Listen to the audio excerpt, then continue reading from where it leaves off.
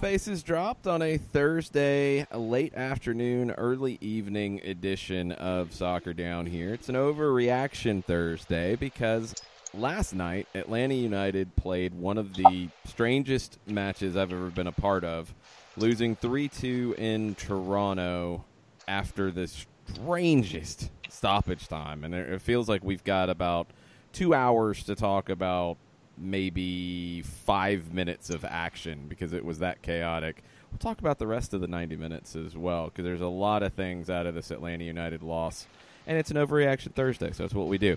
We've also got U.S. men's national team. We've got the U.S. women's national team preparing for France tomorrow. All kinds of stuff on a Thursday. Right now, it's Jason Longshore and Jarrett Smith. John Nelson and Nick Alifi will hopefully be joining us later in the show. But Jarrett, what did you think of Atlanta United in Toronto at BMO Field last night? Every time you describe a game as one of the strangest I've been a part of, I always think back to, like, Jason was theoretically involved in Silverbacks at Rapids Park. So anytime a game gets added to that list, I'm just like, oh, everyone should understand how impressive that is and what that should mean. It was nuts.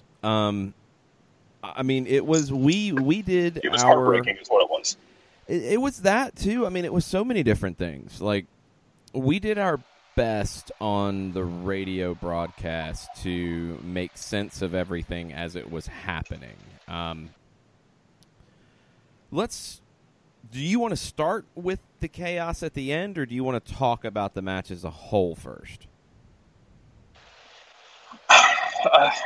Missed opportunities on both sides.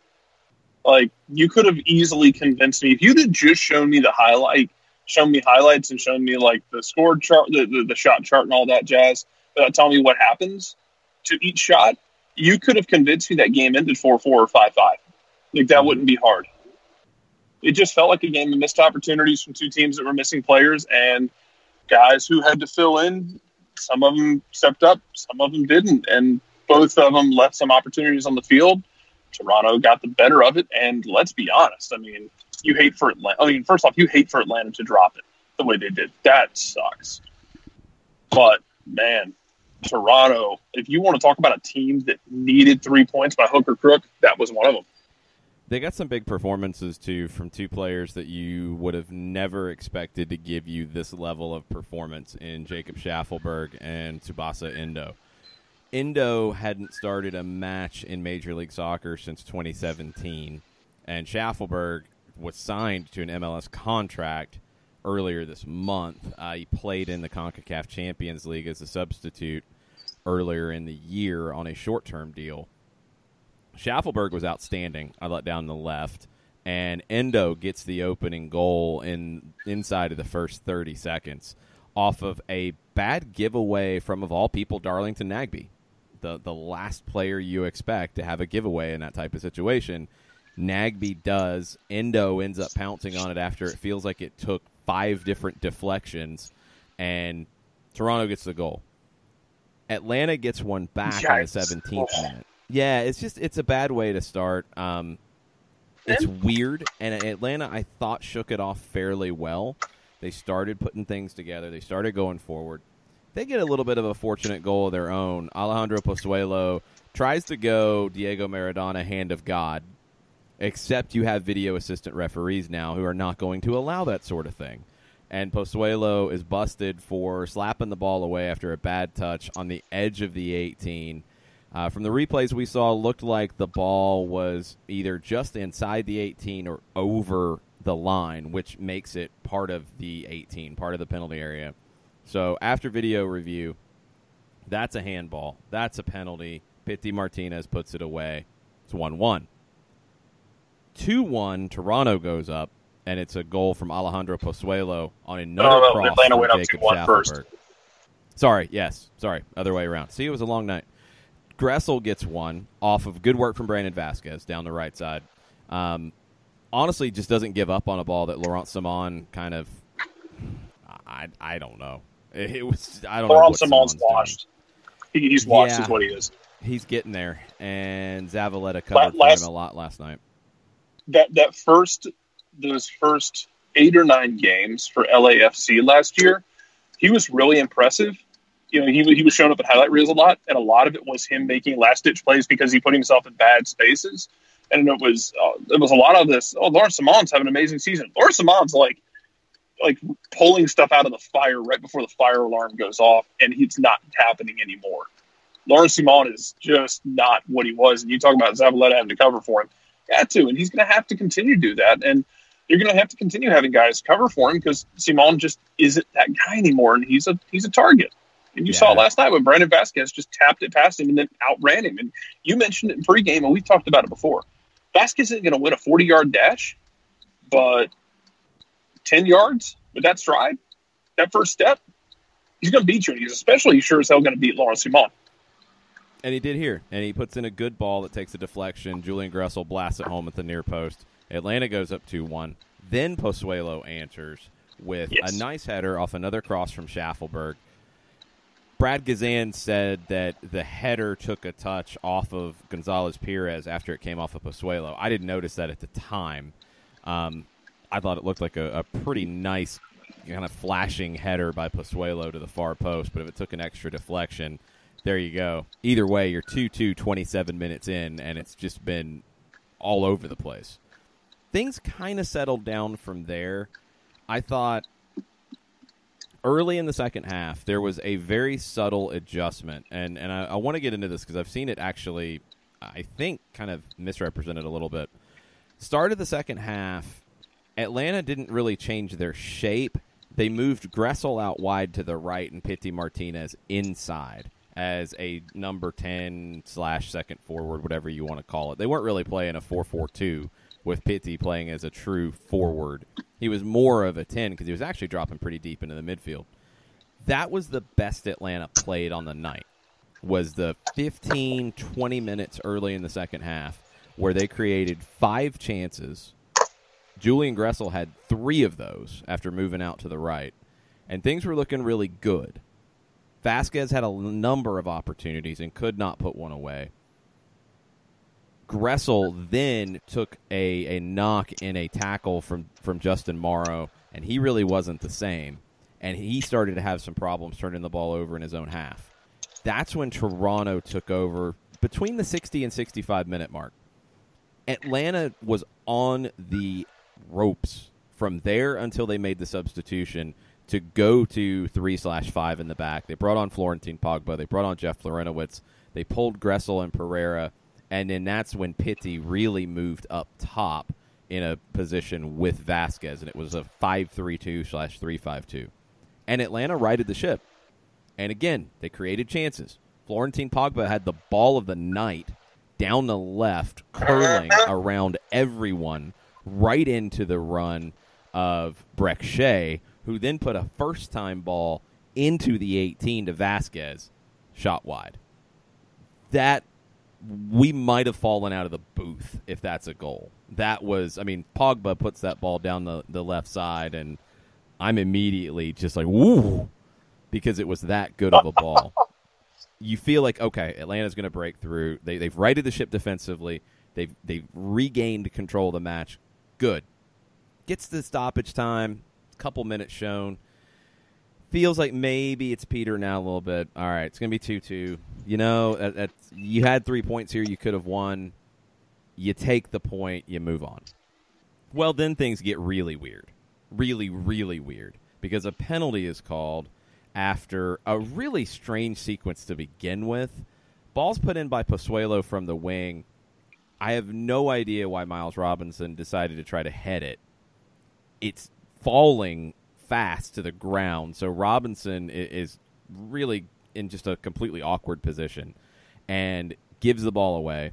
Richie Larea pounces on it, takes a touch inside the 18, and then a penalty's called after Larea goes down and inexplicably is holding his head. Replays at the time. Now, I want to get all this right because the penalty was called very quickly from Alan Kelly. Replays at the time, and Alan Kelly was with the hand of the ear. It was being checked because all of these situations get checked by the video assistant referee. The replays we were seeing quickly, I think, are the same ones that are up at MLSsoccer.com now, and I didn't see anything else. They were all roughly the same angle, and it took me a while to see that, or at least to see what I think I saw, that Florentine Pogba did not touch Larrea. Larrea dragged his right foot, took a divot out of the penalty area, and went down, and that was enough to earn the penalty. That's what it looked like after a lot of review. Alan Kelly did not go review this. What was your thought as all this broke down, Jared? I was confused when it happened because it was hard to tell in action what happened. And I think as we saw more replays and it became kind of more questionable, and it wasn't obvious right away to me that he stubbed his toe at first, and then he saw the replays like, oh, yeah, he just divoted out the penalty spot or inside the box. I think I got more upset at the fact that you called a penalty on something that wasn't that clear. Because we've talked about this. When you called that penalty, you put it in the hands of VAR to have to decide what is clear and obvious. And that, for me, really, that took a pair of cojones to call that penalty in that spot of the game when it was not blatant. It wasn't a blatant handball. It wasn't a blatant pull down or a kick. When it was kind of, you kind of look at it and you're like, I need to see that a couple more times to be sure, and it wasn't blatant. That was a hell of a call, I guess. I want to call it that because LGP might be contributing to whatever MLS and Pro use their fine money for, because LGP has been on a stump last two games between the Barco foul and his comments last night. And, when you see everything, and it looks like there's a kick and he just kicks the ground and Pogba doesn't touch him, you understand why LGP is upset. Because, look, I mean, it's great that Atlanta, and I know we're getting to this as we go chronologically, what happens next happens because Atlanta doesn't give up on the game. And they deserve all the credit in the world for not giving up. But the only reason you're in that situation is because Alan Kelly gives a penalty that, man, that's a hard penalty to call in the moment, and he does. And it puts a lot, like I said, it puts a lot on VAR to me, and it's one of those that I don't know if you go back and look, if you don't call it there and you go back and look at it, are you really going to give it? That's what's interesting about the whole thing. First off, I will reiterate what the actual clip at MLSsoccer.com says. You have all the individual highlights from a match, and you have goal and penalty and PK and chance and blah, blah, blah. Penalty, Florentine Pogba is deemed to brought down Richie Larrea. First off, they typed a little too fast, and they left out have brought down, but that's okay. Deemed is the word that was used here. That jumps out at you. You look at it, and it wasn't until we were in the post-game show that I really had a chance to look at it from, detail. And I don't see a touch from Pogba. But when you get into the situation with how things work with video assistant referees, we've talked about it so many different times when it comes down to offside. The ARs have been told to delay putting their flag up to not influence the play. So, nothing that should be good is ruled out early.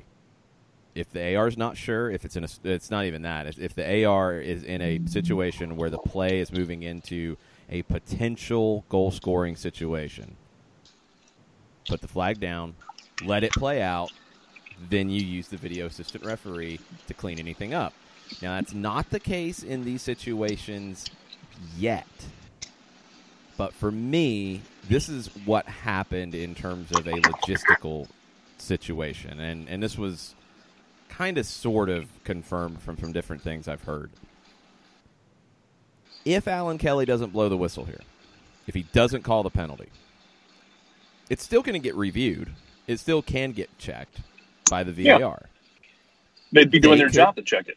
They could recommend Alan Kelly to go take a look at the monitor. Then he is ruling on it essentially from scratch. Now, I know in that situation he would have not called it, and that would have had to be a clear and obvious error. But I think we all know that in the way this actually works, not calling it is different than calling it when it comes to the clear and obvious error part or serious missed incident, because that's the other way it's put. Either way, if it's not called, it's not as much of a threshold as if it is called. And I think the way this went down, and this is roughly what's been said afterwards, I'll be really curious to see if Pro uses this on their next video review. I hope they do. I hope they're really transparent about it. I really hope they are, because I want to know how all this went down. What gets me as well is, and I think we've gone over this before, if we haven't. Here it is. Wow. Jarrett's gone full robot. This is one of those where Atlanta was running hot. All right, let's try that again. What happened? You went full robot. Oh, I did? Yeah, Oh, let's sorry. start from the top. Okay. Here's the thing. I think Kelly could have diffused the situation by going to VAR. I mean, even if you don't, or go into the monitor, even if you're 100% convinced of that call, I think even just going to the monitor could have kind of diffused the frustration that was coming with everything, especially from Atlanta's side. I know LGP talked about it after the game. He said, you get a penalty. They get a penalty that is, not a penalty in our eyes, and it was really controversial. No one looks at it. Atlanta gets two penalties, both of them handballs, clear handballs, and we got to go to VAR twice to confirm them. The optics aren't good, and I get like every situation's different. The game moves very quickly, but the optics weren't good. They just weren't, and that's kind of where you're at with it. It stinks that it went that way, and it stinks to me that you ruled a penalty that at that point. It's not like it's the 80th minute, and even then it'll be late, but it's not like it's the 80th minute. It's the very end of the game, damn near the last kick of the game. And you ruled a penalty that's going to sway this game one way or another on a call that is not clear and obvious.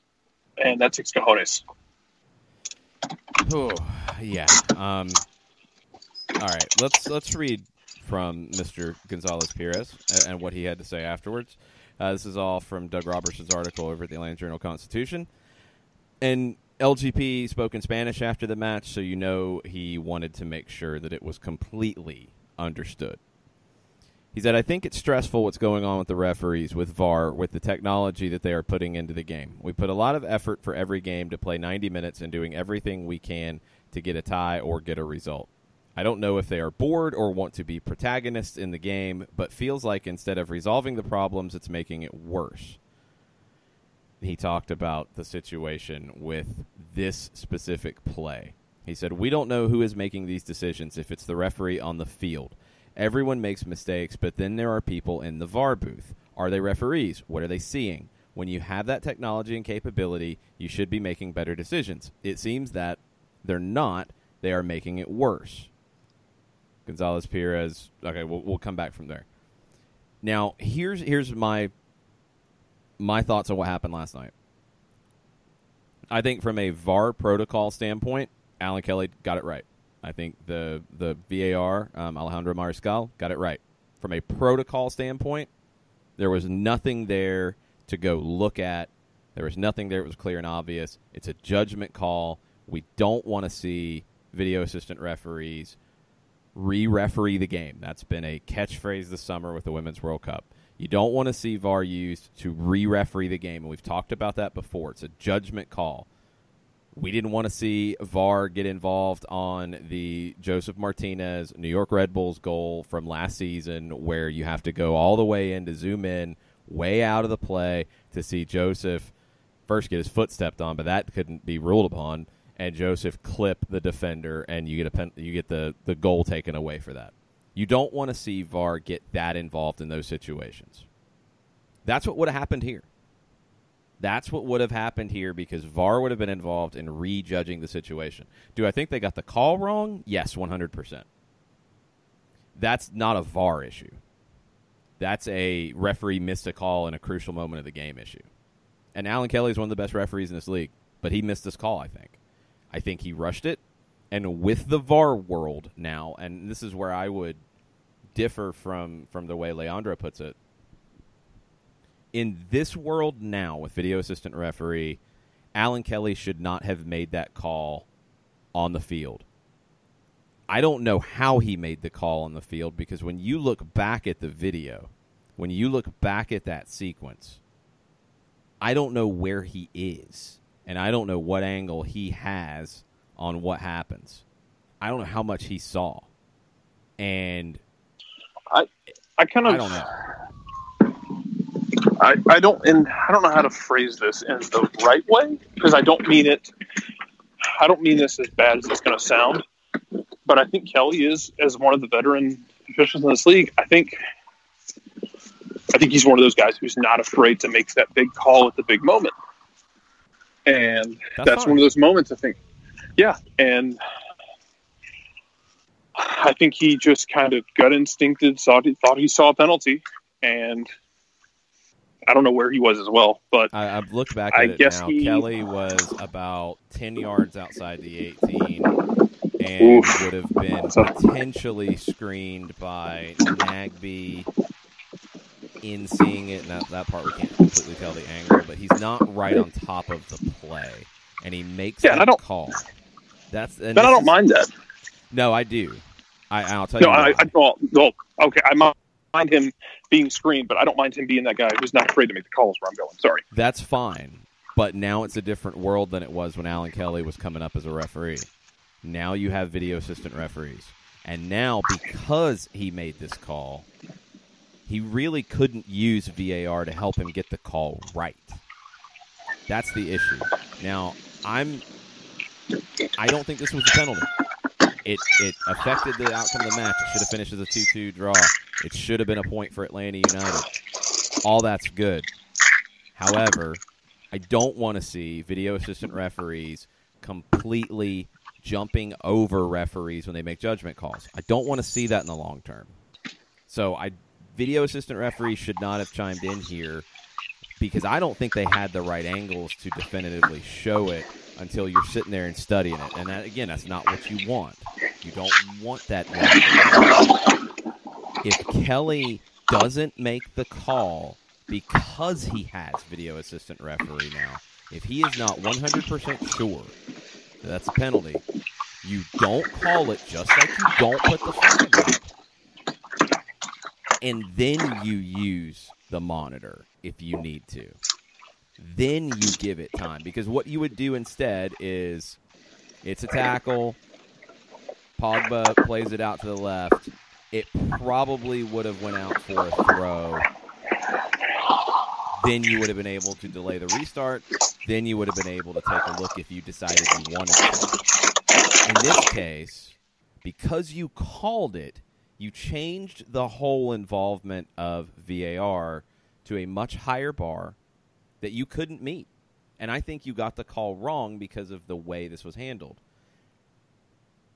This is going to be a talking point going forward. And I hope that pro and referees learn from it, because the technology is not going away, and you want to get the calls right ultimately.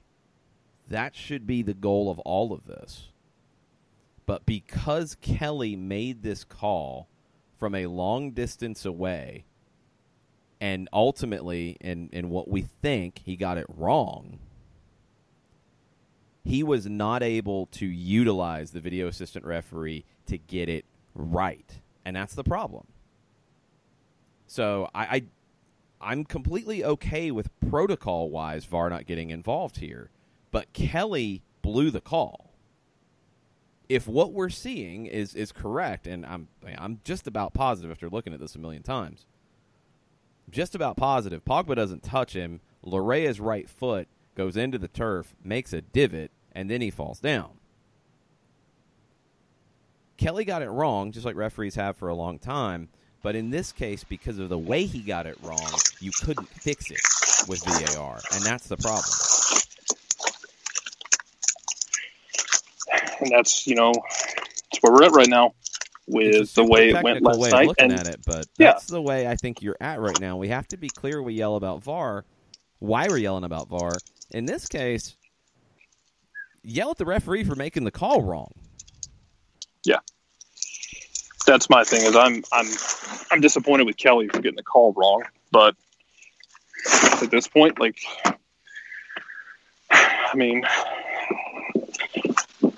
weird things happen to this team when they play weird midweek games. At this point, I just assume Atlanta goes to the Twilight Zone because you had the Dallas meltdown last year. You had the San Jose game. Man, sometimes these midweek night games get weird. Weird stuff seems to happen to this team. Not when you had the New England game last year where you give up the late penalty. It happens.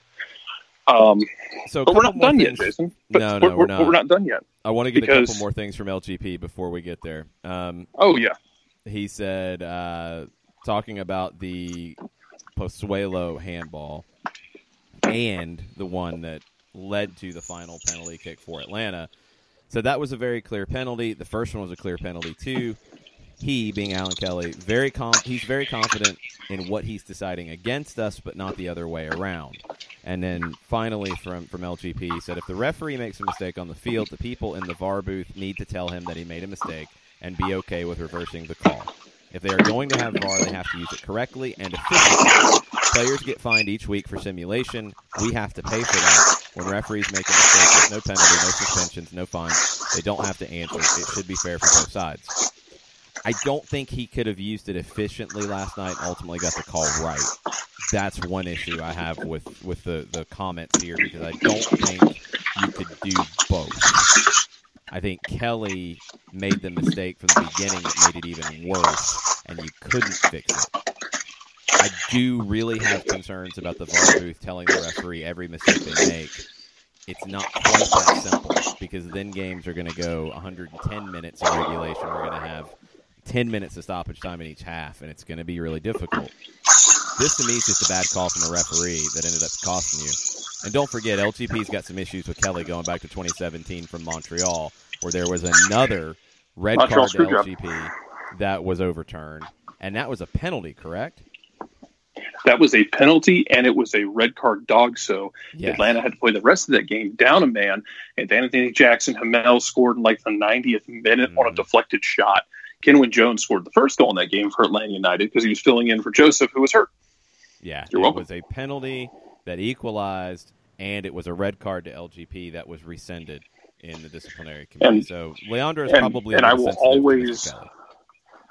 always go back to any time.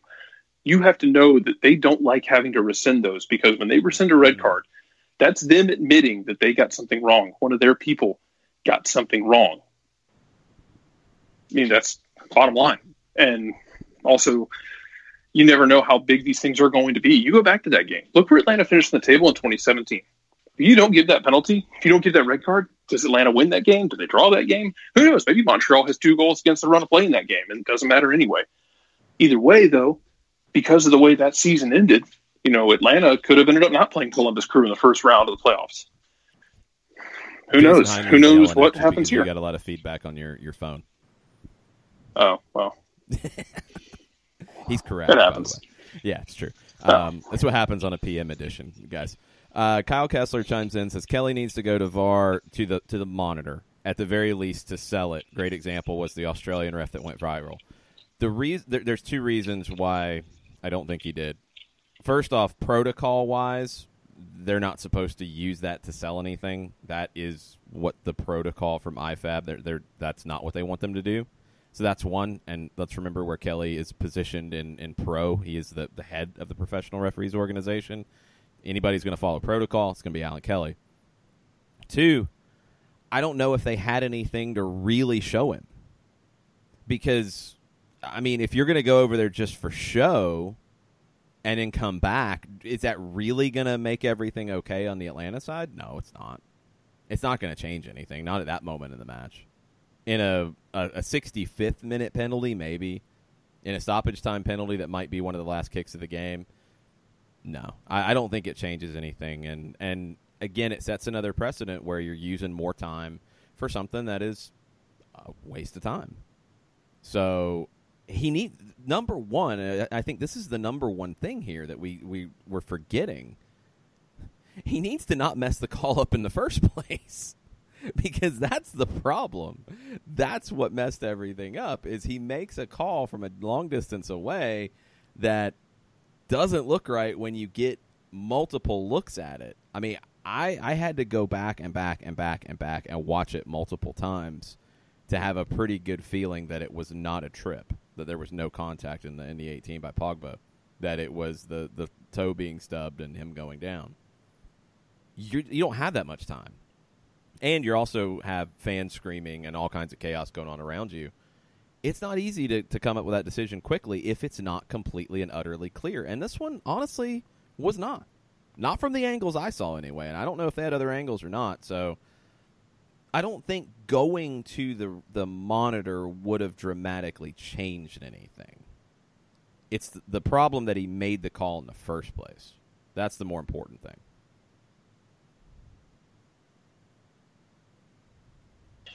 But again, it wasn't the end of the game yet.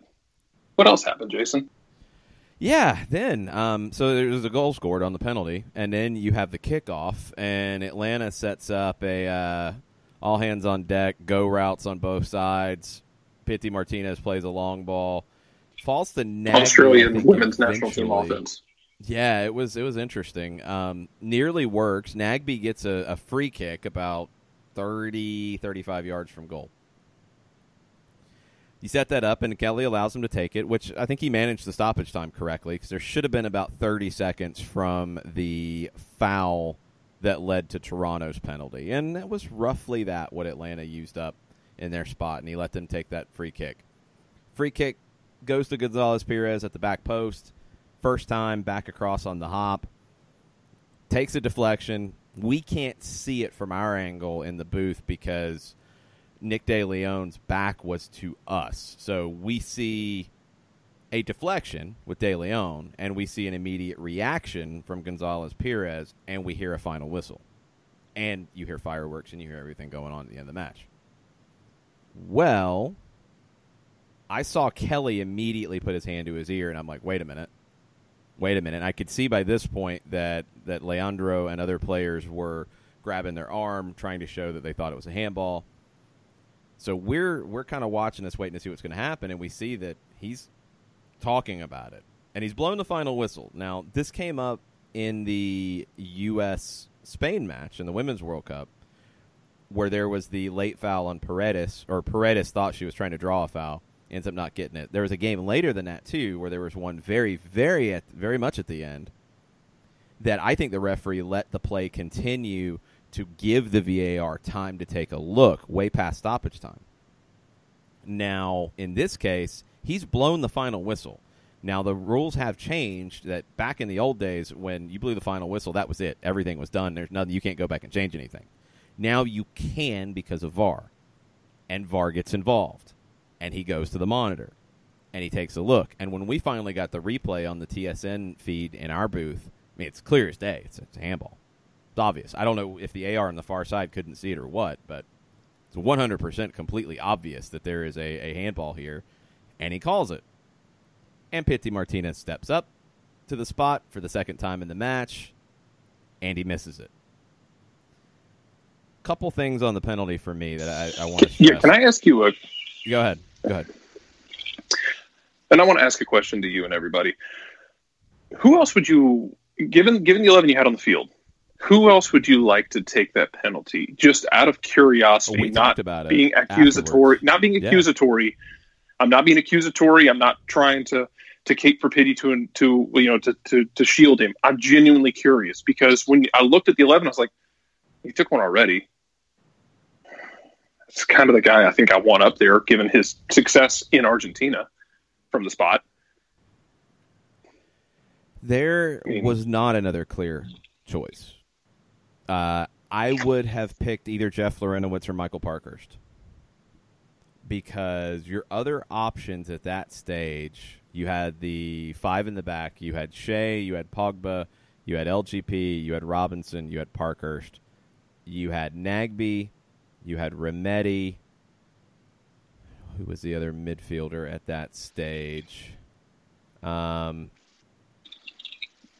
Don't know you had one at that point. Lorenowitz, and then Pitti and Vesquez up top. It's Pitti. Yeah. There's not another clear-cut option. And Pitti is probably at least the number 3 penalty taker on this team, if not number 4, behind Joseph, Barco, and I think Villalba might be ahead of him if he's on the field together. I'm actually not sure where Tito slots into that PK because I think I've only seen him take one. I think that was the shootout. Yeah, it was the shootout. It was a shootout against Columbus, but Joseph, what he does, and it's been chronicled by Felipe and a number of other writers and my magnum opus one day, like 40,000 words on Joseph Martinez's PK run-up, coming soon to a Twitter sphere near you. Barco can hit him under pressure. That's what he did in the biggest tournament in South America. I just kept thinking about it. I was like, I don't know who else takes that. Like, I don't know if I want Vasquez at the spot given the night he's had if it's in his head. No. The only 2 I would have even considered would have been Jeff or Parkhurst because of their experience. And that's it. And they're not going to take that. You're gonna let Pitti take that.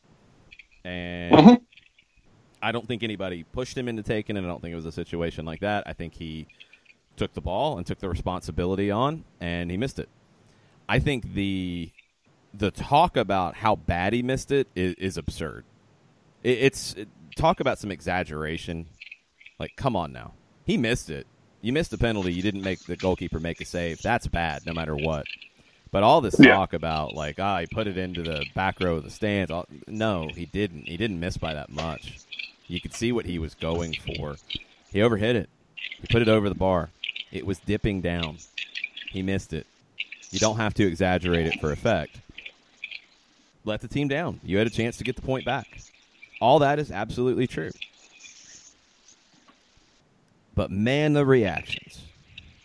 And that's where you're at right now. You drop points. You drop a point. This game felt like it should have been a 2-2. It ends up being 3-2. You have the opportunity to get your third, and you don't. You don't convert. You don't convert in that moment when you need to. These things do happen. They've happened to every great player in the world. Still doesn't mean you didn't drop a point, and that's where you're at today. Ton of things to get into from this. Where do you want to start? Now that we've went through the chronological order, where do you want to jump into first?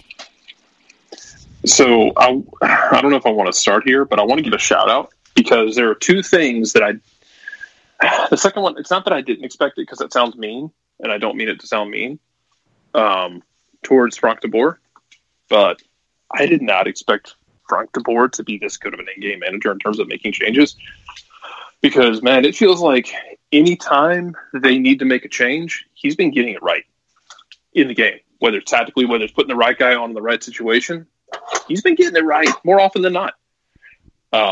So I want to give a shout out to Frank for that. I think he's done a really good job of that. And then I did not know what I expected from Florentin Pogba, but he's been better than what I thought he was going to be. And I'm really impressed. I mean, he's not going to go out there and make MLS 11, but he's done exactly what I want out of a depth piece. Goes down and plays for the twos. From what I understand, requested to play with the twos last weekend, I believe it was. Not sure if that was confirmed or not, but he comes in and he's been giving you exactly what you needed when you needed it. And I mean, as good, not every signing has to be Miguel Almiron to be a really, really good signing. Signing a center back who's been kind of a journeyman, who comes in and gives you exactly what you need. That's a damn good signing. It is. I mean, he has stepped up from where he was when he first came in with the twos, when he hadn't played in close to a calendar year and looked incredibly rusty. He was really good last night in the role that he came out in, and it was a very different role. There was a lot of thought that we were going through with possibilities of what you could see Frank DeBoer do in terms of changes, what kinds of different things you could do in this. And going to 3/5 in the back was not front of mind for me. I thought Larentowicz in the midfield to come in and help secure things, definitely, because the midfield trio was really struggling in this match, in my opinion. Larentowicz coming in to solidify that. We talked about that on the radio call. Beyond that, I would not have expected Pogba to come in and do what you did and right the ship and then have chances going forward to find a winner. Great call. It was the correct decision from Frank. I think he got it 100% right. Let's get into the Wall Pass Wednesday, the Overreaction Thursday. I don't know. Yeah, I'm going on like 4 or 5 hours of sleep. It's Canadian Wednesday. That's it. Let's go. Let's go pretty far back. We've had some stuff tonight, and most of it is yelling at you, but it's okay. That's as if y'all didn't as if you're not used to doing that. I mean, come on, y'all are just getting back into practice. It's true. At Jared_Smith, if you want to keep yelling. Add me, you cowards. Wow. I missed you all. Missed you all. Let's see how far back we want to go. Let's see. We didn't talk about this. Austin, immediately after the final whistle, I can't wait to hear... Jeez, Jared. I can't wait to hear Longshoe remind everyone how great Pitty is tomorrow on Soccer Down Here. I guess I should feel something about me being the first person that you guys want to yell at when something happens. I don't know if that's good or bad, but was Pitty awful last night? No, he wasn't. I'm sorry, he wasn't. And go ahead and yell and scream and be mad. That's completely fine.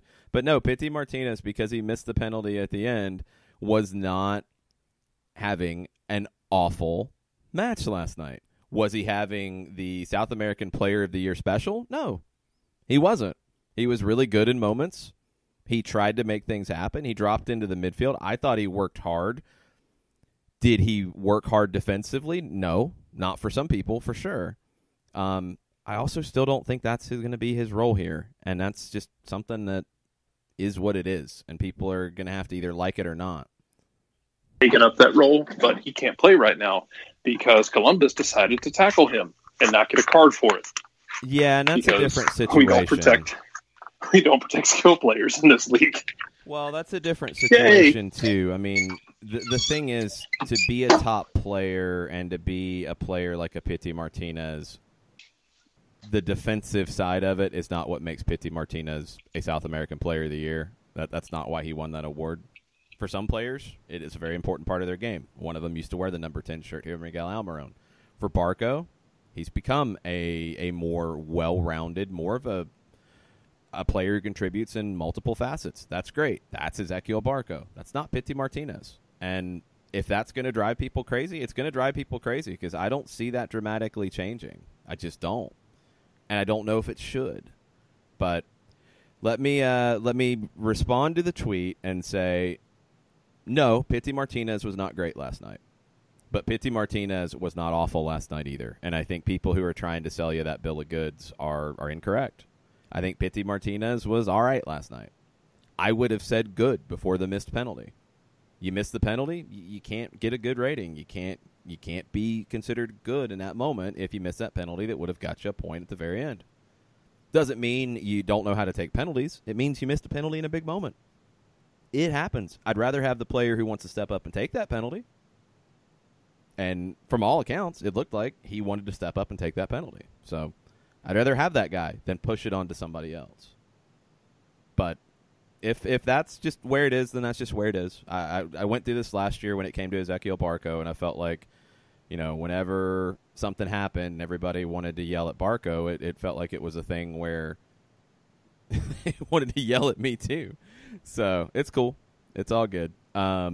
Pitty, you needed more out of him in this one. He gave you some. He didn't give you enough. That's it. Tafka is not a fan of Pitty Martinez, and Tafka said, here's the thing, Pitty's our $17 million designated player, our new star, a former South American Player of the Year, but I'm not shocked he missed the penalty. It seems to fit perfectly with the bulk of his play so far. And see, this is where that's incredibly unfair.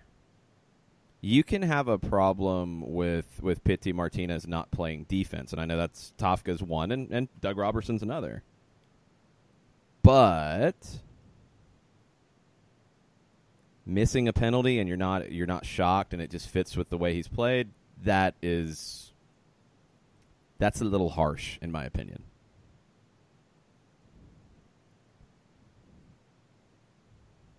Oh, and we lost Jarrett. Yeah. Oh, there he is. No, I'm here. I wasn't sure you were going to stop there. I'm out of practice. Thank you. It's all good. I'm pouring out.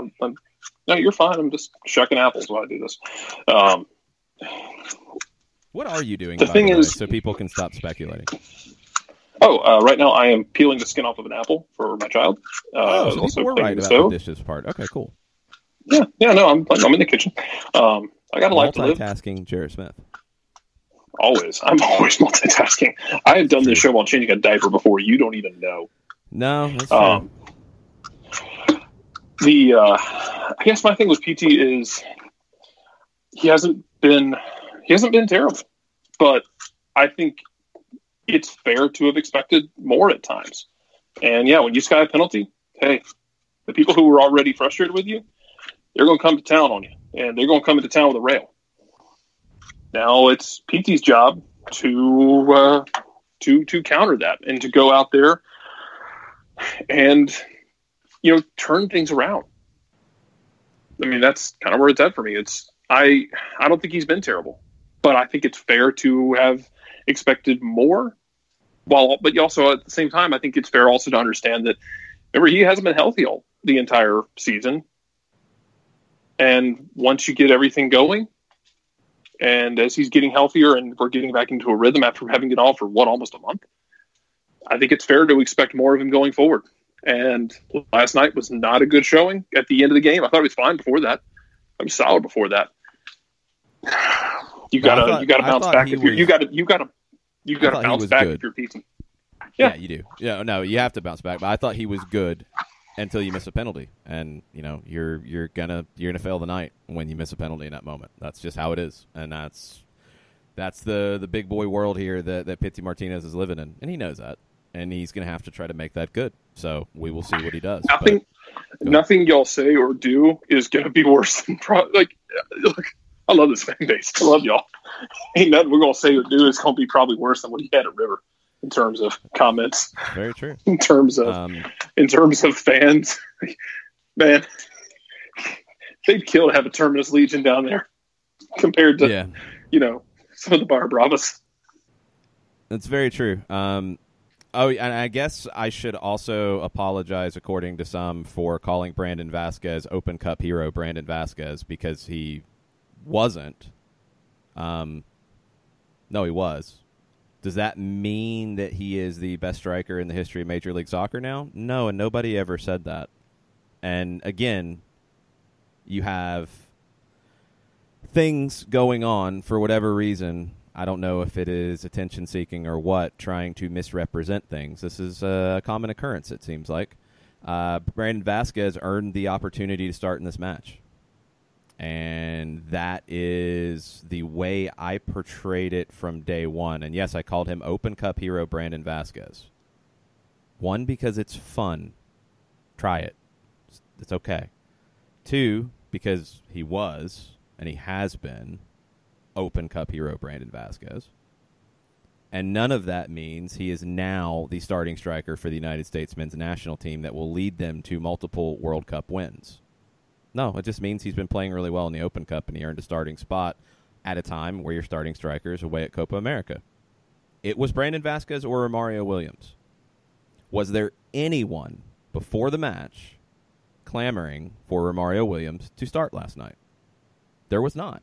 If there was, I missed it. And if there was anything before the match and you want to say I got it right, or you want to put it up, I told you, please do. But it's getting to a point now that we're playing gotcha Twitter about anything that happens. I'll go ask Miss Cleo next time so I don't get something wrong, because I'm supposed You're going to need a seance. Now. I guess. Yeah, we'll figure that out. It's silly. The overhyping thing is silly. So anyway, that's all I'm going to say about it, and I think people understand it. So, if you were clamoring for Romario, and look, I don't know how nice way to put this. If you're clamoring for Romario, you haven't been watching the twos lately.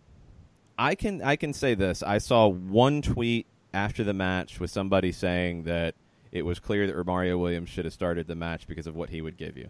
I saw one tweet through my perusing of Twitter during the match and after of that. I don't remember who said it. I didn't see anything before the match. And that's just where it was. You had two options. The other one would have been Tito Villalba, and he wasn't healthy. You could have played Barco up top if he was healthy. He didn't have that option either, and those would have been more of a reach. You had two options. Who are you going to start? The guy who scored goals in back-to-back Open Cup games, or the guy who didn't play in the second Open Cup game and might have tweaked his groin in the first one? It's really not a difficult decision. Was Brandon Vasquez ineffective in front of goal last night? Yes, he was. He 100% was. Did he work hard and put himself in good spots? Yes, and you can work with that. Did he create a goal? Yes, he did. Was he wasteful in front of goal? Absolutely.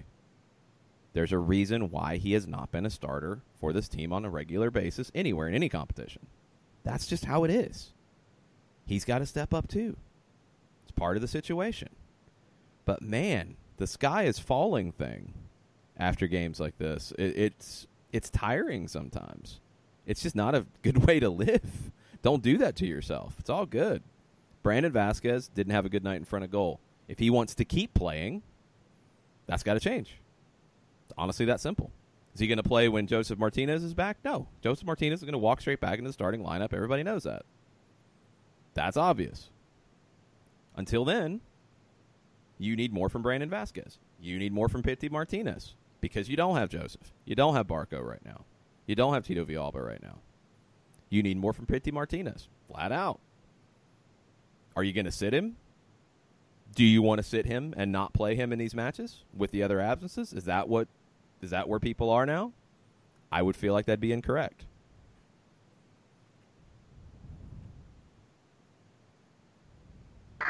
I mean, I'm trying to think what your other options are. I mean, Gordon Wild theoretically would be an option. Okay, but no, he's not. I mean, he's not. No, because let's be real about it.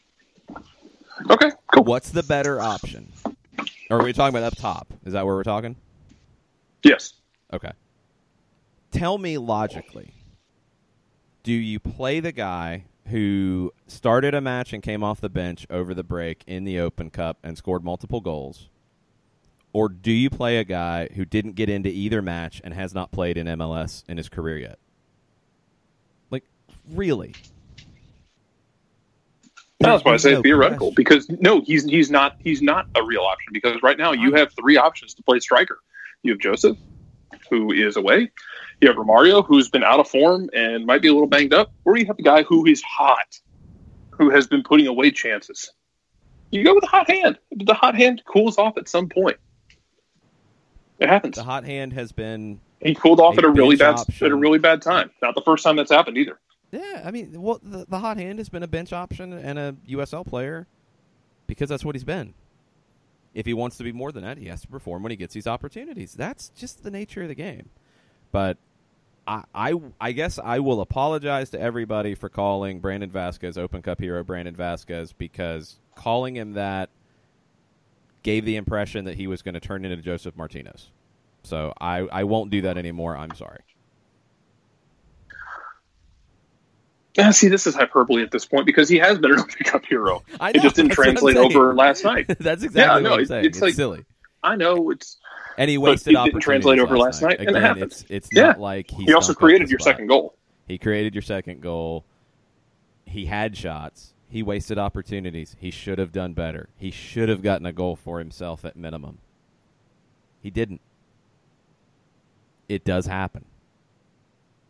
That's where you're at. Let's go to Shiva. Why does it feel like the last 3 matches with Atlanta has been a nail-biter till the end, while before the break we look to have total control of the games? What changed? Is it just getting back to our rhythm? Yeah, I honestly think that's what it is. I think it is. Also, the Open Cup is dumb and beautiful and amazing, and nothing is ever simple. 2 of those games are Open Cup matches.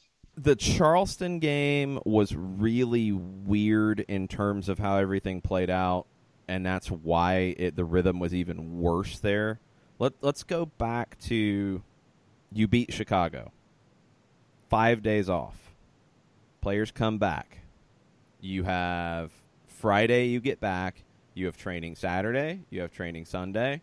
You have a Monday session. You get on a bus. You drive to Charleston. You sleep. You get up. You have a game that gets canceled. You then get on a bus and come back home. You get back to Atlanta at about 3:30, 4 in the morning. Wednesday morning.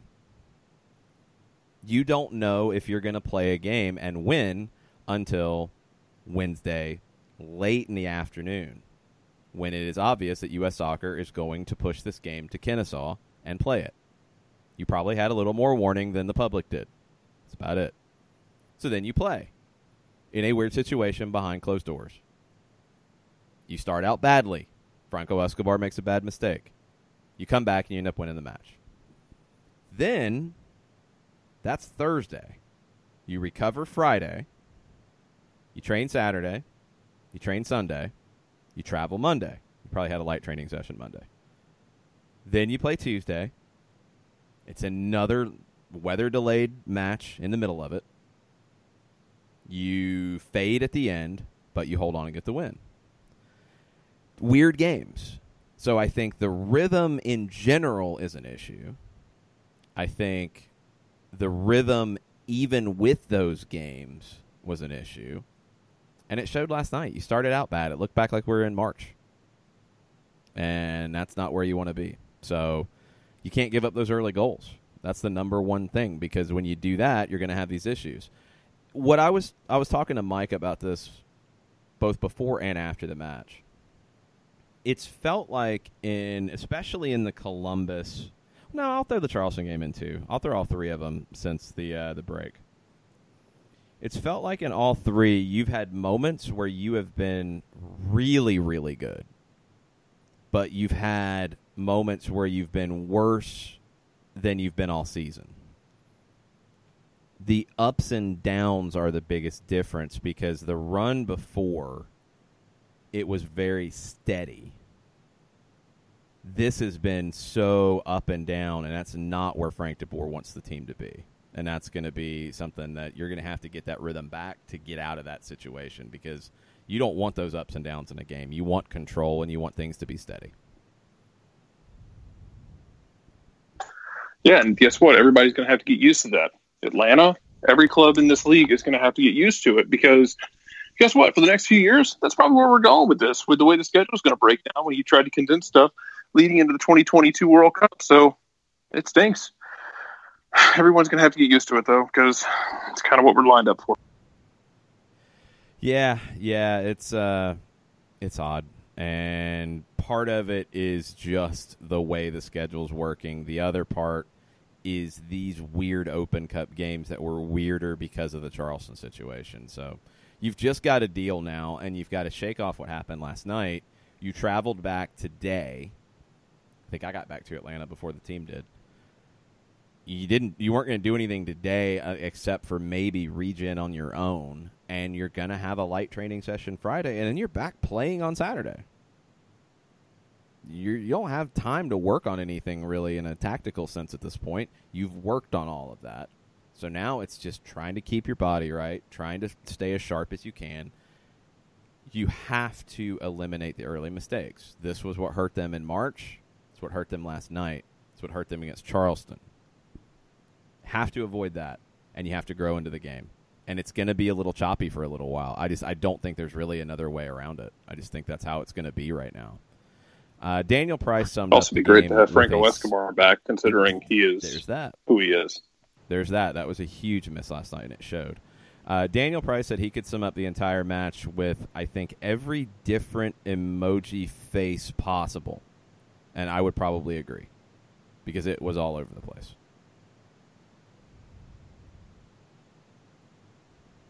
Yeah, emotionally, that game was all over the place. It was so up and down. I wonder if this is one of those, though, that Saturday can be really good for this team, because an emotional roller coaster like that, you can't think about it now. It's got to be in the back of your head the same way that Dallas loss was last year. Then you had to go to Philadelphia and play. Something rough happened to you, you got to put it out of your head. You can't think about it. You got to be ready. And maybe that's a good thing, and maybe that's where the veterans come into this team, where they can just get everybody to flush it out of their head. We shall see. Joe Bost gets into another point from last night. Many thoughts. Pitty feels worse than we do. Ish happens. Get back on the Mercedes-Benz pitch Saturday and kick some butt. Yes. Biggest thought, Andrew Carleton, what are you doing? If you missed all of that last night, Atlanta United had one player short on the bench. Doug Robertson broke the news, I think it was right after the lineup came out or right before the lineup came out, about Andrew Carleton not being able to travel because he lost his passport. I don't know what happened, how it happened. I have no idea, but, it's a huge issue because it's not the first issue. And it's something that I don't know what else to say about it at this point, because this is the big picture scenario, and Carlton's not the only one who's in this type of situation, although he is in a unique situation of his own making, it seems like. Your year 3, you have a lot of players who sign deals in year 1. You're going to have deals that are going to come up, either the deal is done at the end of this year or options are going to be decided upon.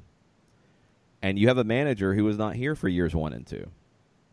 And probably, because of that, doesn't have the same emotional connections to players that if Tata Martino had stayed, would have had. So, for a lot of guys, it is that put up or shut up kind of time.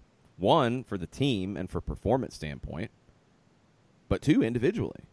That's a factor. So, Andrew is not helping himself, and I would hope that he knows that. And it's sad to see from a what could be standpoint because of the talent that he has. So whatever needs to happen, I really hope something does to change this. Now I think Robot John is chiming in with crazy noises. Yeah, it sounds almost like there's 2 of you talking at the same time. I think that's a you thing. Okay, that wouldn't be a surprise. But Jared sounds fine. Well, I have no idea why that would be the case. I don't know. So I will call back. How about that? Okay. You sound fine now. Yeah, you sound okay I sound now. fine I don't now? know if I sound okay. Yeah, now you sound fine. You sound fine. So it was John's phone as usual. Your All takes right. on the English women's national team are questionable, but that's about it. That's fine. Oh boy. All right. So Joe's biggest thought was Andrew Carleton, which was a lot of people's biggest thought when this lineup came out. And look, you had to play with a shorter bench. There was a moment in that match in the second half where I really thought Andrew Carleton would have been a great option off the bench.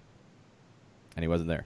So that's the problem. And that's something that has to change, whether it is here for the rest of the season or if it needs to be a loan situation. Like, something needs to happen, because you gotta at least get close to reaching your full potential, and it feels like there's a lot left for Carlton to reach too. And I hope he can get there because I think his potential is very, very high. Dion Pereira was the other one that Joe Boss mentioned. I'm fairly certain was on the pitch, but was he wearing camouflage because he was invisible? And yeah, Dion struggled last night. I didn't think Dion really made any kind of an impact on the match. The young player, these happen sometimes. It's not the match. It's not really any of the starts he's had. He only had one 1v1 opportunity that I remember last night. And it was Endo who had dropped to cover, and Endo actually took the ball off of Pereira. That's why Dion's there. That's his strength. And when he's not doing that, there's not a lot else that he's adding at the moment. That can't happen. I think that also led to the reason to go 5-3-2. Yeah, I wonder if it's a matter of it shouldn't be with the amount of time you've had off, but he's still kind of getting used to playing that 90 minutes and the ups and downs of playing in a top flight where, it's every game is going to be different. There's going to be successes and failures. Going to be on one night, off the next, and you can't just disappear. And this is something that I think Andrew, struggled with at times when he was, kind of up and down as well, especially with the twos. Like sometimes it's not clicking, and you got to find a way to make it work. We talk about this in baseball sometimes with a pitcher where, like as John Spaltz has mentioned, you only have your best stuff a couple times a year where that everything is clicking. The rest of the time, you're going to have to make do with what you've got, and you're going to have to produce with what you've got. You can't just pack it in because the majority of the time it's not going to be perfect. It's not going to line up perfectly for you. Everything's not going to go perfectly. You got to fight and grind and find a way to be a positive impact. Yeah, and you have to be able to contribute. John, I got a question for you before you chime in there. You missed VAR hour to start the show, so let's go with the Richie Larea foul by Florentine Pogba that was deemed to have been a foul according to MLSsoccer.com. What did you think about the whole scenario, and what did you think Alan Kelly should have done? Well, I don't think it was a foul. To me, it looked like in watching the match this afternoon, getting the benefit of multiple camera angles, it looked like Larea basically took out a divot and made the most of it. Pogba really didn't seem to accentuate the fall, and I think it was Miles who was sliding in front of him. Is that right? If memory serves. Miles was in front, yeah. Yeah. Miles was in front, down on the turf. Pogba's behind. I thought that Larea and his interaction with the turf himself had more with him falling, and I didn't view it as a penalty. But in what I have been learning about clear and obvious error and just here on the show and learning the sport, and if I'm interpreting this reversed, let me know. If you're calling something live, if you're calling it in the action and you go to VAR, does it not have to be a clear and obvious error for it to be reversed if you call it live? Yeah, I mean, it has to be. Technically, it's not that it's even a clear and obvious error for it to be reversed. It has to be a clear and obvious error to be reviewed. Okay. So for me, as you're calling it, I don't know where I was about to use the word fall down, so good pun for me, but I'm trying to figure out where the gap happened, because if you wait until you have a San Jose scenario like last year or something akin to that, not to that extreme, but where action goes the other way, you get a stoppage, then VAR buzzes you, then you can look, and then you go back. Is that not two different things in two different ways to have VAR analyzing a situation? It's part of it is it's complicated. In this situation, let's stick with the way this played out. Right. You call the penalty, Mariscal is your video assistant referee. It was checked. There was conversation because I want to say it was about 2, maybe 3 minutes before the penalty was taken. There was conversation. Kelly did not go look at this on the monitor, but it was checked. That's one thing that I want to make clear because I've seen it said the other way. It's checked. They're all checked in this situation. There's usually about 10 checks per game. That's what the average has been in the Women's World Cup. I think that's pretty typical across most competitions. But depending on the league, sometimes it's 2 out of every 3 games have an on-field review. Some leagues it's a little bit closer to an on-field review every game. It's a pretty high bar. And in this case, you have to have that high bar met for it to go past being checked and being reviewed. I don't know what Mariscal had. And that's my other question. Kelly to go to the review. That's where we don't know. Like, it's not like we're getting to look over their shoulder like we do with the World Cup, where you can kind of start to see what they're zeroing in on. We don't get that. Yeah, what camera angles do you have? And we don't know. Because the ones that we saw, the longer you study it, I'm pretty well convinced that there was no contact. Yep, but I am don't know if there was a side angle that gave you a better look. I never saw it if there was. And I don't know if Mariscal had access to that.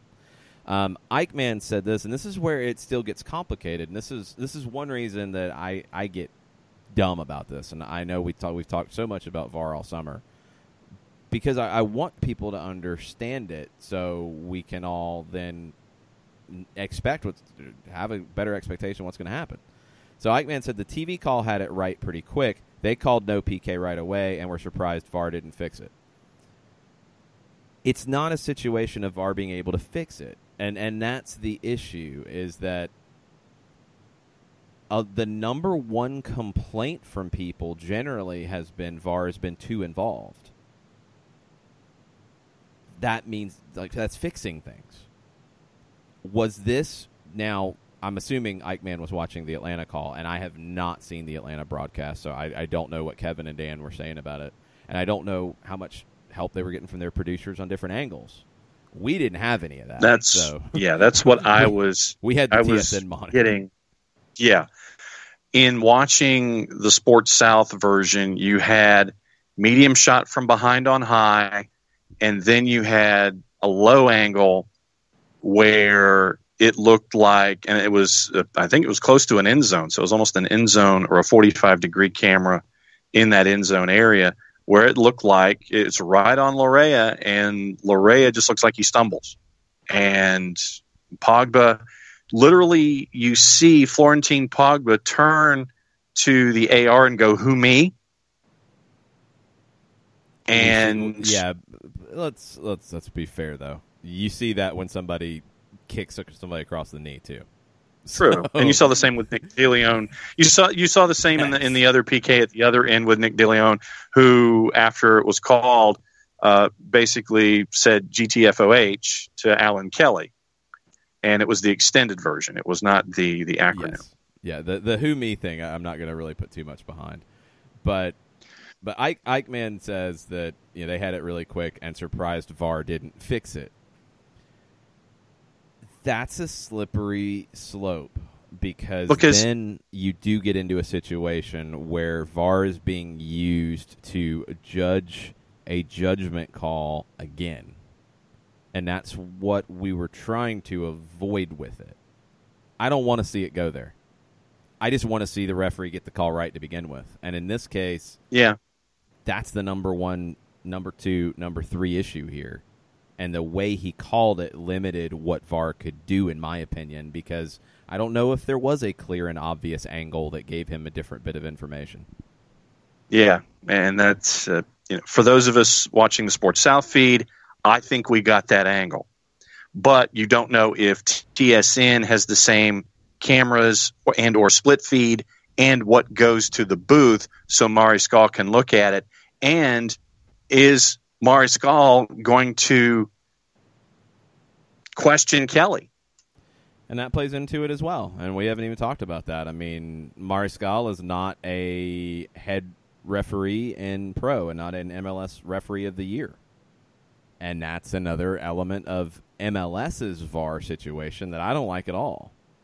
Because you have referees who are doing the same job as the VAR, except you have them on different levels of the scale. You could have Alan Kelly in the VAR booth talking to Mariscal on the field. Alan Kelly, seeing that in the VAR booth, might have been very strong in saying, you got that wrong, you couldn't see this, here's the angle, here's where there's no contact, I'm going to give it to you at 50%, da-da-da-da. Was Mariscal that strong? We don't know. And that's another part of it. I would assume that they had the angle that Fox Sports South did. I would assume that they had that. I'd be shocked if they didn't, and that would be a technology issue that just can't happen. I would assume they had it. I would assume they had it quickly. That's what these guys do. But that's the thing. And this is where I want to be clear is I don't think that was absolutely irrefutable, that it was a clear and obvious error. I think if you didn't have a call, I don't think you're making a penalty call with that video. But if you have a call on the field, it's a different conversation, and that's where it gets tricky. Yeah, and that's what I was trying to enunciate about having a call, not having a call, and going to VAR. So, for me, in looking at the alternate end zone angle, it wasn't there. It wasn't there when you get the medium shot from behind as Larea is running away from the camera and toward the goal as it's going from left to right. But then the end zone shot, for me, that sells it. We're done. That should not have been a penalty. The end zone shot, but that's the thing, John. I don't think it should have been. Okay. Let me continue with Ike, man, because let's get to this. He says all penalty kicks should automatically be looked at in the booth. They are, 100%. They are, and this is something that I don't think is clear. They're all checked. Every penalty call is checked. Every goal is checked. They're all checked. Looked at in the booth is checked by the definition that I'm giving you. On-field review, not every penalty should be reviewed on the field. And I don't think that's what Eichmann is saying. He says 0 to 4 times per game you're going to be in a penalty situation. This needs to be a centralized MLS call. They are checked. They are 100% checked. That happens every time. So that's something that I think some people think that when Kelly doesn't go look at a monitor that it's not being checked. That's not true. It is being checked. For whatever reason, and this is where I really hope Pro gives us that reasoning, because I think they need to in this case. Why did it not progress from a check to an on-field review in this situation? I don't think the end zone camera is as lock stock as you do, John. I don't think it's as clear that fast.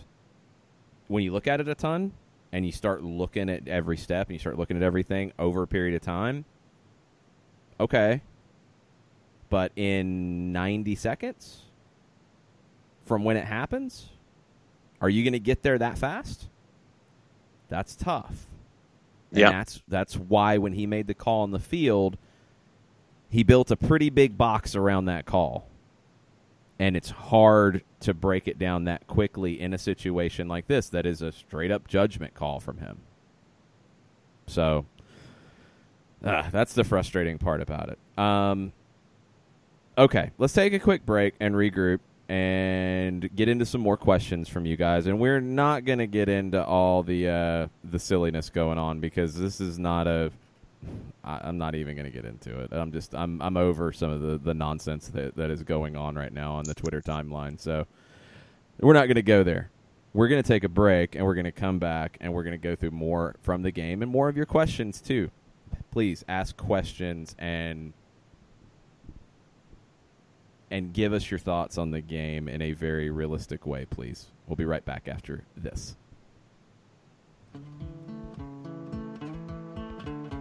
Today's show is presented by Polinsky & Associates, personal injury lawyers with over 30 years of experience, supporters of Atlanta United, Faction, and Inter-Atlanta Youth Football Club.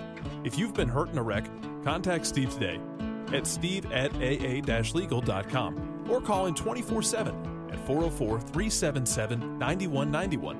The initial consultation is free. A ranger station. I'd like to report a bear hug. Okay. I put out my campfire and Smokey Bear hugged me. So you drowned the fire, you stirred it, drowned it again, and felt that it was cold? Uh-huh. Yep, he's just letting you know you did good. Bear hug from Smokey Bear. Status update. I'm gonna let you go now. There are many ways to start a fire, but one sure way to put it out. Learn how you can do your part at SmokeyBear.com. Sponsored by the U.S. Forest Service, Ad Council, and your state forester. We know that every driver is different, and a one-size policy does not fit all. That's why Country Financial offers a variety of discounts, so you get the coverage you need and the savings you deserve. From good driver to good student, multi-policy to multi-car, we've got a discount to suit every driver. Call Jason Wright at 678-568-6871 today to see what you could save. On Facebook at Jason Wright Agency, or by phone at 678-568-6871. Discounts vary by state. Policies issued by Country Mutual Insurance Company, Country Preferred Insurance Company, or Country Casualty Insurance Company, Bloomington, Illinois. Every hiring manager knows that a company is only as good as the people it's made from. So where do you find the best people? That may surprise you. Meet the grads of life. Young adults of unique determination and experience. An ideal fit for your company in an entry-level position, internship, or even mentorship. They might not have every qualification you typically look for, but they're exactly who your company needs. This is talent worth knowing about. Go to gradsoflife.org to learn how to find, cultivate, and train this great pool of untapped talent. Brought to you by the Ad Council and gradsoflife.org.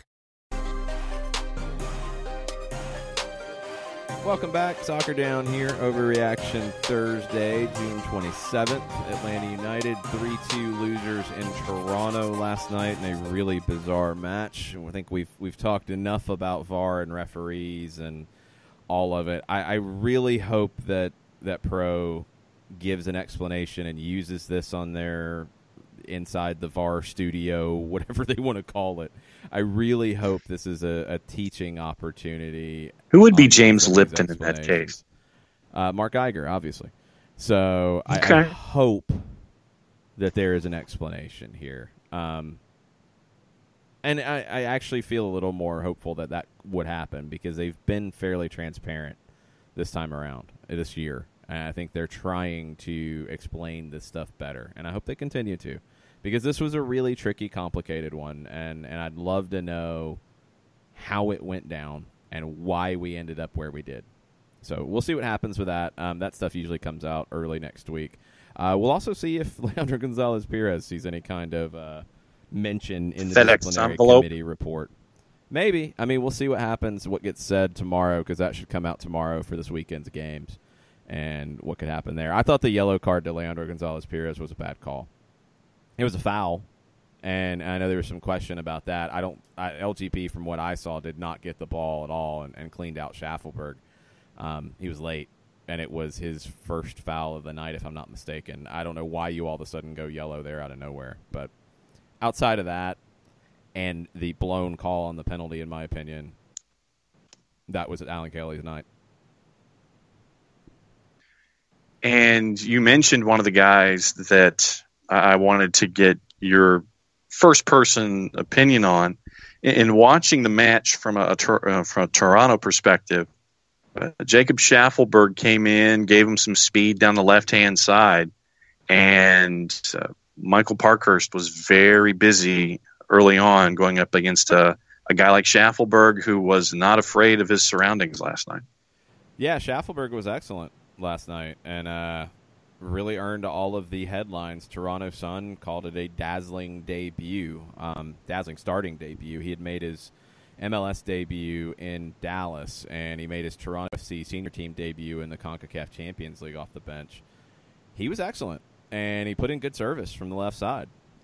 He's a player that has come through their academy and played in USL Championship last year and stepped up. He signed with the first team last Friday, made his MLS debut on Saturday in Dallas, and he got the start here because Toronto, from a depth perspective, has really, really struggled. This was their first win since the beginning of May. And some of it was down to, I thought Greg Vanney got the tactics as good as he could with this group because he's had a lot of different forward options, but no one's really produced outside of Josie Altidore. So he goes with Alejandro Pozuelo up top, and it worked because he got the performances from Schaffelberg and Tsubasa Endo. Tsubasa Endo is a player who came into the league in 2016 and was kind of a super sub for Toronto into 17, and he got hurt and didn't get his contract renewed. Re-signed with Toronto FC2 and played last year in USL Championship, and then earned another Toronto FC deal this year. But this was his first playing time in MLS this season. So he's a little more seasoned. Schaffelberg was the one who came in, and you didn't expect that level of a performance. He was excellent. Bill Manning was on pre-match programming. I don't know if this was radio or TV before last night's match, and was frankly asked about Greg Vanney and the rough run of games that Toronto FC has had. And Manning said that, much like a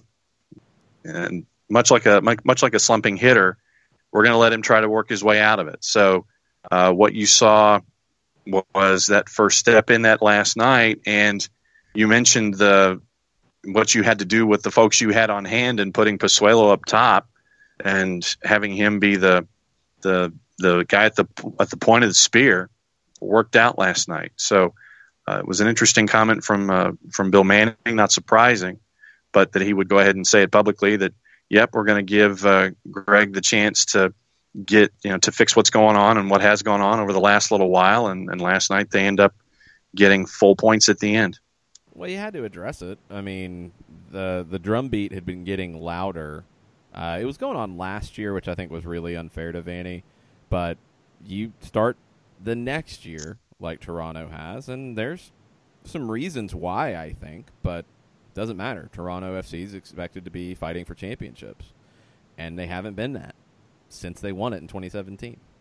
That's just where they've been, and that's not where this club intends to be. So Manning was pretty clear in saying that the playoffs were the expectation this year. And if that didn't happen, then that was probably going to be it for Greg Vanney. You think that maybe that type of communication didn't have an effect on this team? Yeah. I think it did, because I don't think that was news no to the team. I don't think that was news to Greg Vanney. I don't think it was news to the group. And by all accounts, this team wants to play for him. I thought it showed last night where he got the performances he did from some unexpected places in Schaffelberg and Endo specifically. And Richie Larea. I thought Richie Larea had a good night. And there was one other topic away from the current Toronto FC roster, and I just want to get your thoughts on it. And it has to do with Giovinco. And Manning was asked about Giovinco and a possible return. Still has a house in Toronto. His kids still play in the soccer leagues there, and we all know about the contract and his egress. But Manning was asked about Giovinco, and Manning said all the right things about him being a quality footballer and all that.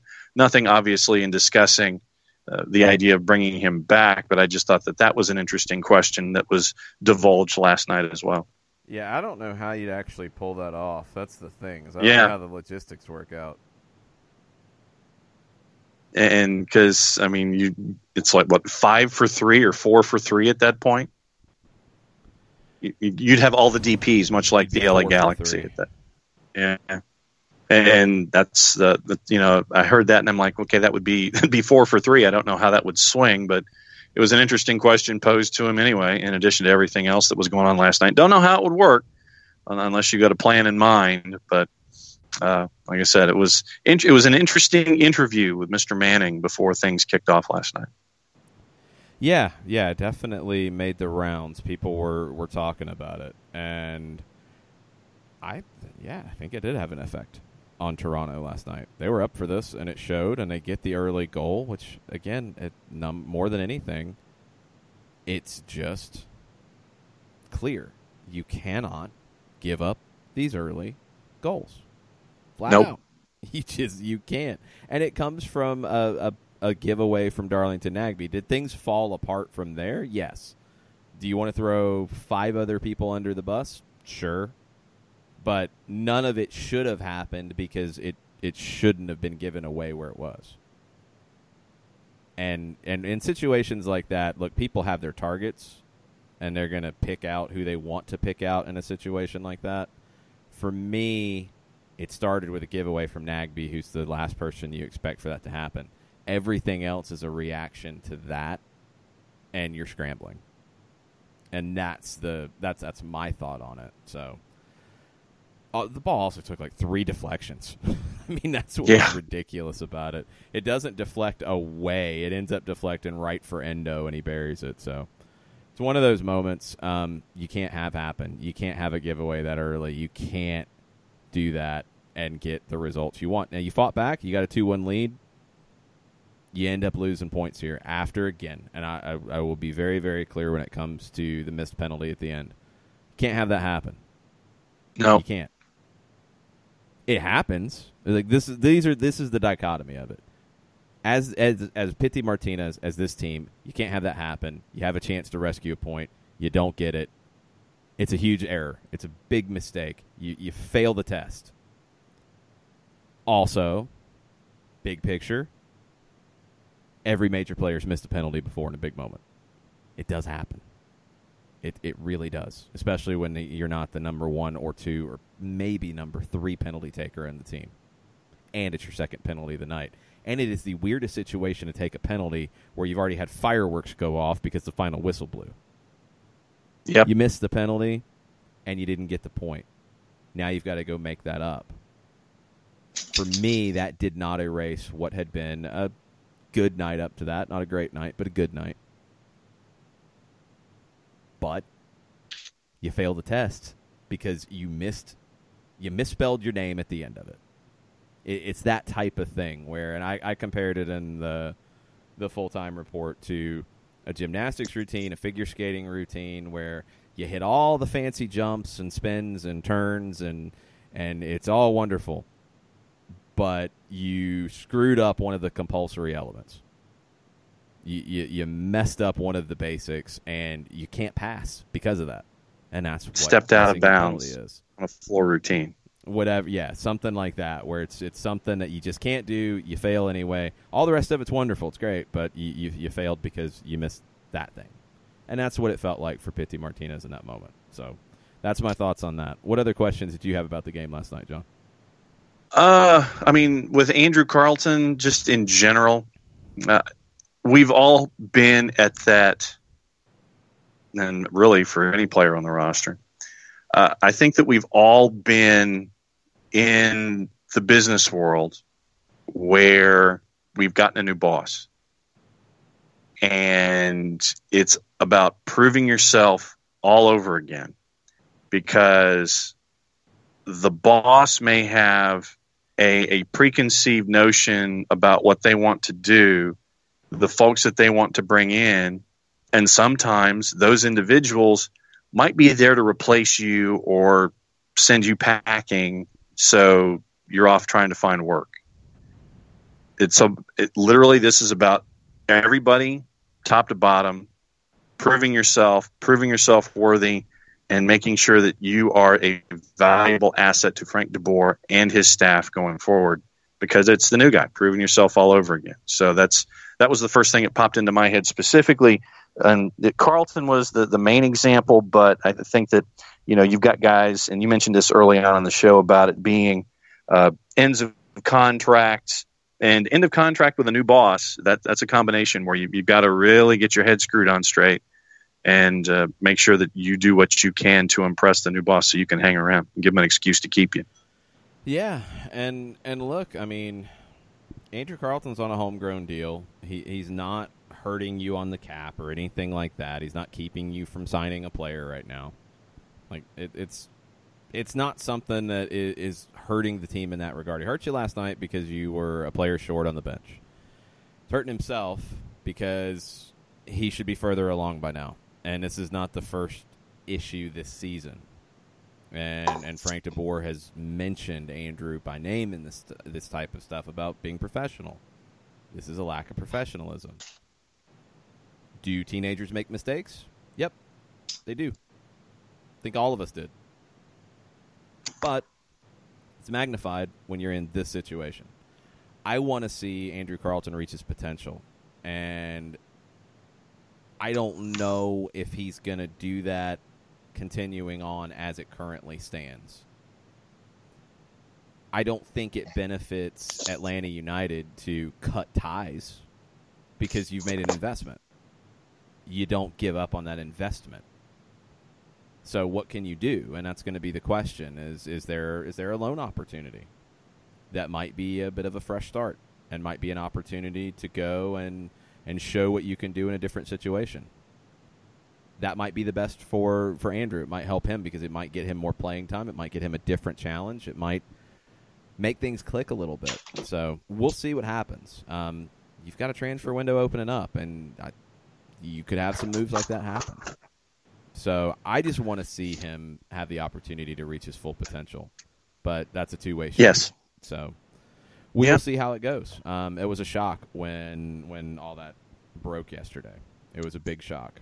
It was a big shock when you saw the lineup, and it's like, wait a minute, what? It's not a great situation. It's not a fun situation. So I really hope it all does work out because I do think he is a very, very talented player, and I think he's shown a lot of that. And it's just making that next step, and that's sometimes the hardest step to make, and I hope he can find it.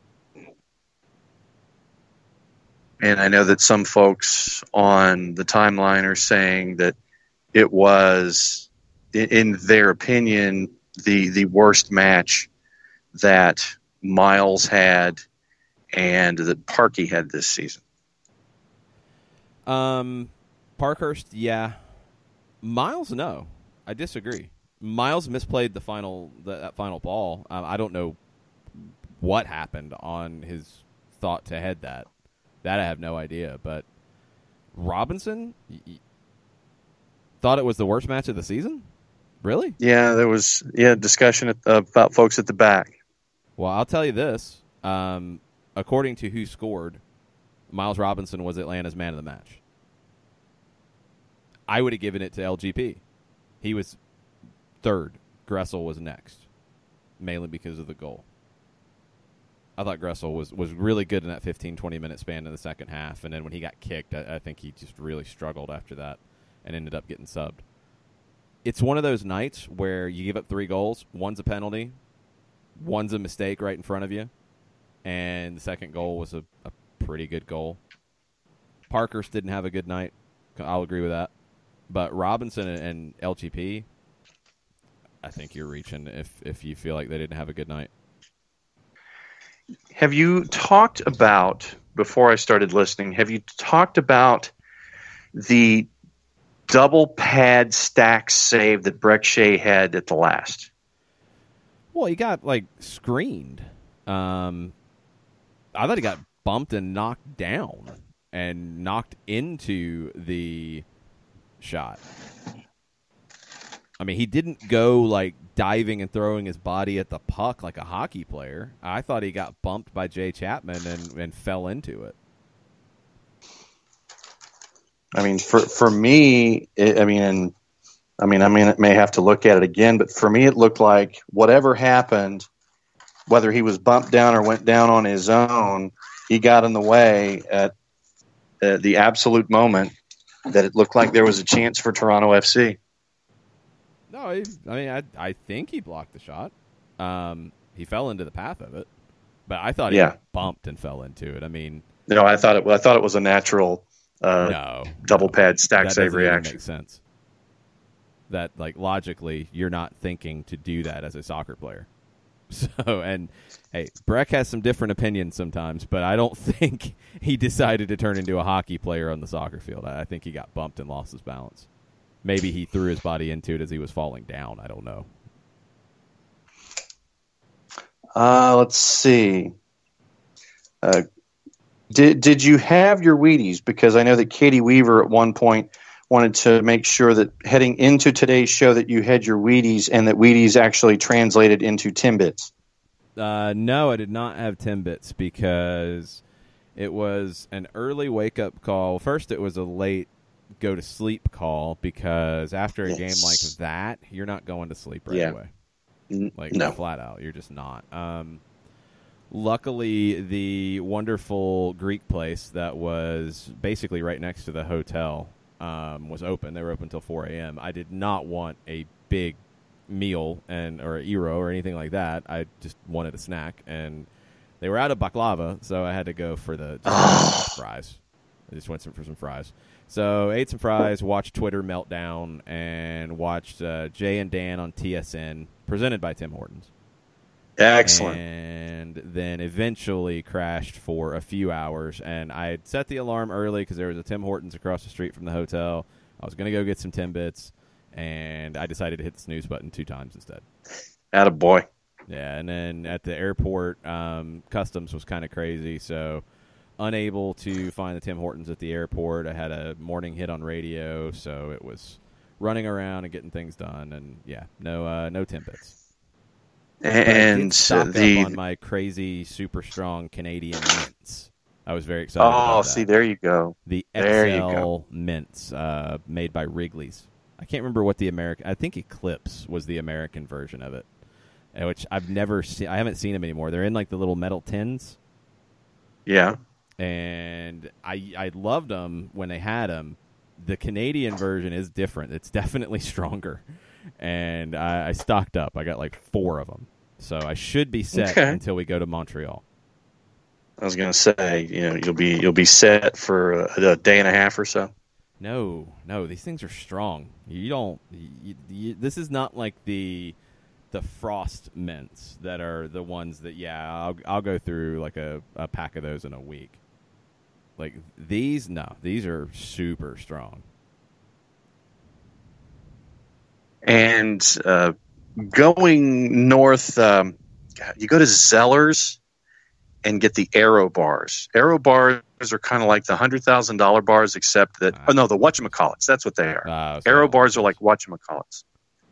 That was usually one of the things. And then the Mountain Dew is more caffeinated, has more caffeine in the Canadian version than it does in the American version. No wonder you like Canada so much.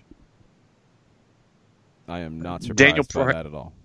Yeah, exactly. Daniel Price, I know people are mad and overreacting, but come on, people. It's just one game. You win some and lose some. Look forward to the next one. Yeah, look, it's a thing. I hope it's not. I hope it's not a manufactured thing at this point for everybody to melt down after a loss. I mean, I don't want people to melt down, period, because that's not fun. That's not good. Nobody wants to watch meltdowns. But that was a weird enough game that I do get some craziness afterwards. Understandable. But, man, it is not the end of the world when you look at the way this game went and you look at where the season is and you look at how narrow the margin was here. Did Toronto dominate Atlanta United in this match? Not really. I mean, the numbers are pretty even. I think Toronto's best run in the game was maybe the opening 15, and from about somewhere between 60 and 65 till Pogba and Lorenowitz checked in at 77. That was where I thought Toronto was going to find a winner. If Toronto had won 3-2 and got a goal in that 10, 15-minute moment, okay. I would have made sense. I would have understood that. When Atlanta made the change to go to the 3 center backs with Parkhurst on the right and Breck Shea on the left, what essentially played like a 5-3-2, much more than a 3-5-2, Atlanta regained control of the match. And I thought the best chance that wasn't converted with Pogba down the line to Breck Shea, Shea cross first time to Vasquez that's not put away. That was the one that I'm like, man, okay, if Atlanta won 3-2 on a goal in that sequence, all right, makes sense. Outside of those, 2-2 felt like it was the way it probably should have finished. So, pretty even game. It's not one to melt down about. It's not one where you were thoroughly outplayed or anything like that. No. I know that Brad, after the match, was discussing the goals, and I think it was on the second one, the Schaffelberg to Pozuelo, I think. Yeah. He was looking at Miles, and I think it was Miles and LGP, and and it was spacing was a concern, and that was something that he had looked at on the second goal. But in the second half, he thought that they were pretty sound defensively overall. Yeah, I was looking to see. So Brad said this in the question, what happened on the goals? We lose the ball in the middle of the pitch. It can happen. Our reactions aren't quick enough. The ball gets deflected. I think it almost takes 2 deflections. They got runners in the box, and they're able to get to it first. That's the first goal. Second goal, this is from Brad. Again, our spacing is not ideal, and he ends up heading the ball, and it's going wide and then comes off Leandro's head. Those moments, we just seem to be late everywhere on the pitch. That's where you're at. I didn't see the deflection off of Leandro's head. We couldn't tell. Yeah, I didn't either. Yeah, I couldn't catch that. It's really where I feel like this team's been since the break, since the 5 days off. The good moments have been good. The bad moments have been bad. It's not steady. It's not what it was over the last month before. And it needs to get there. It needs to get back to safety, not conceding bad goals, not losing stretches of the game. It needs to get back to where it's steady and you're in control and you're picking up 3 points consistently.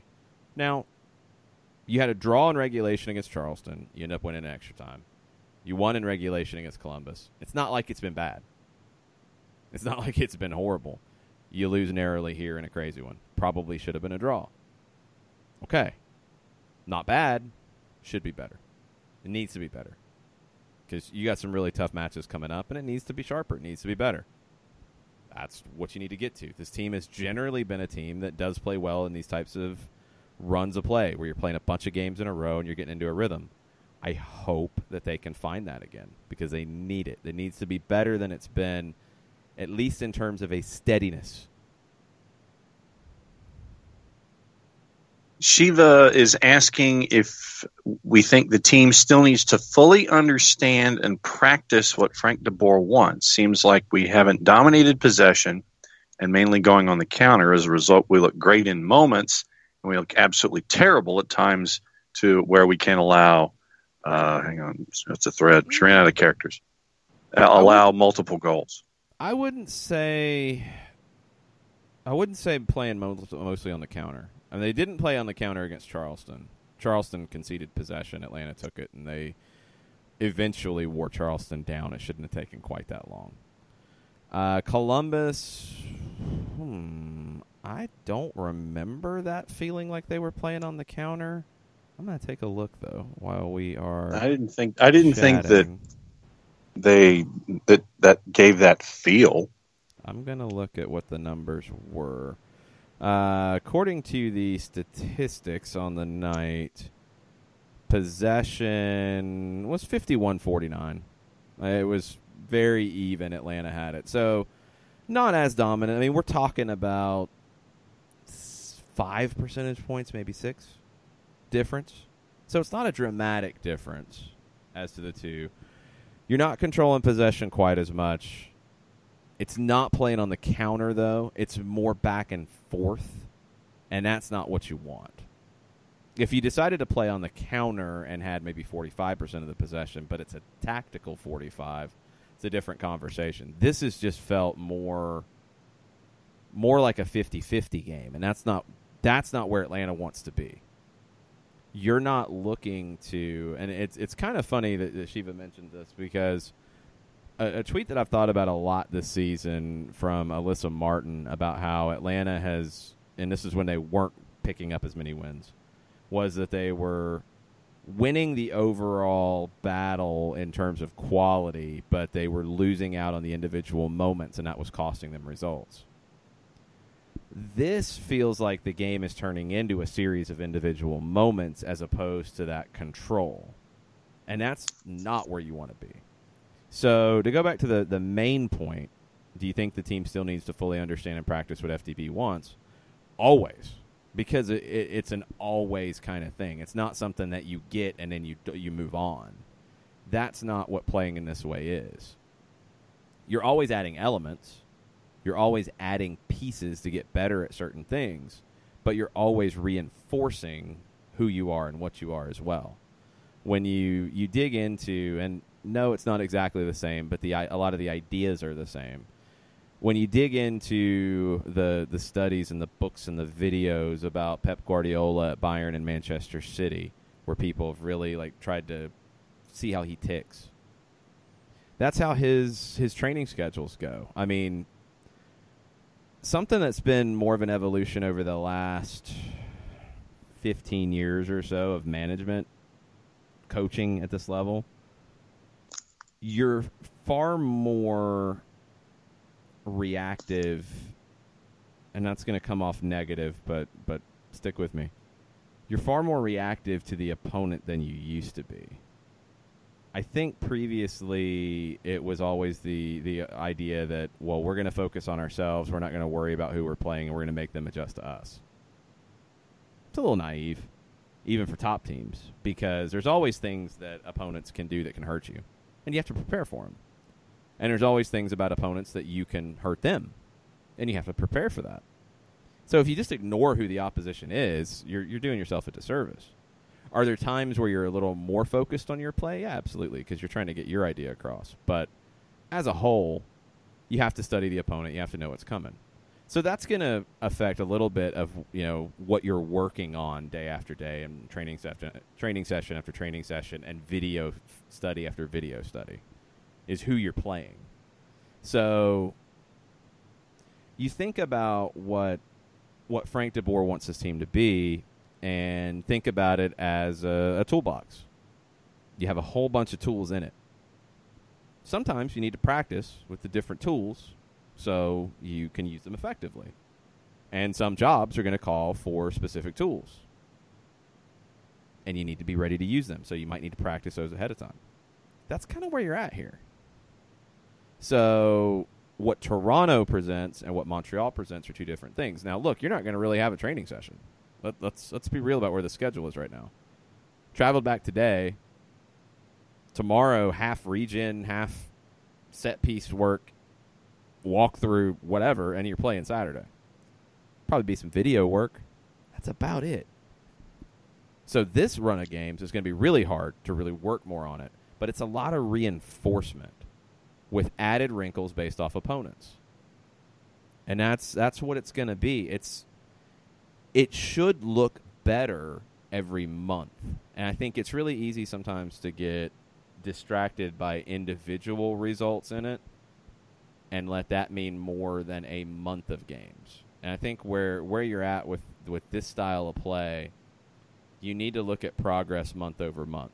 I feel like this season, April looked better than March. May looked better than April. June is a weird month because of the break. I think June it feels like a step back from where May was, and now July has to be better than June. Yeah. And August has to be better than July, and so on and so forth. That's kind of where you're at. It's a month by month. Don't get distracted by the individual moments in games. Good question, though, Shiva. That's a good topic, because it's something that does need to be reinforced. Like, you are still learning this mentality and this style of play, and you need to get back to where you're controlling games a little bit more. Because you want to have everything in a new administration. You want to have it figured out, especially by the time you're getting into the playoffs. You want to be at peak understanding by the time you're getting into postseason and hitting your stride right then. You want to be as peak understanding as you can be with this group at that point. Yeah. That doesn't mean it doesn't look different next year with different pieces, different things going on, and at a year under your belt. But for 2019, you want to be at your best going into the postseason.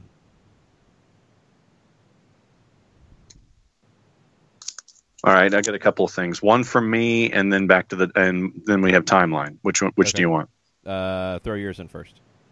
All right.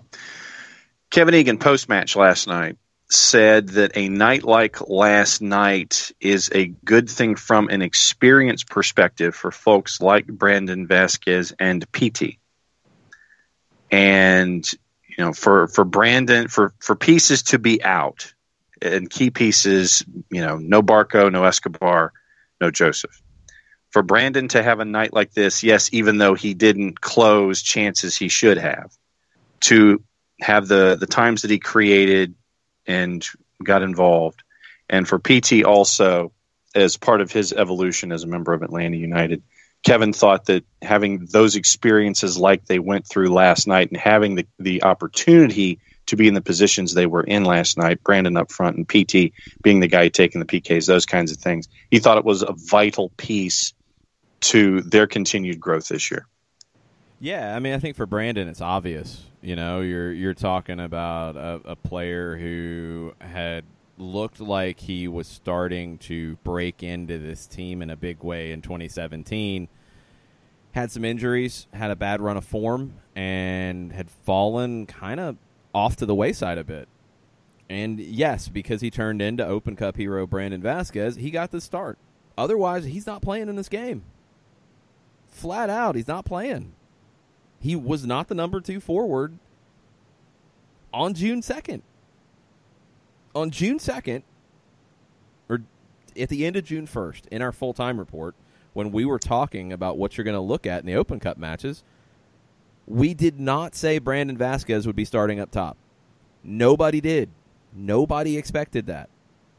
Romario started the match against Charleston. He got the equalizer.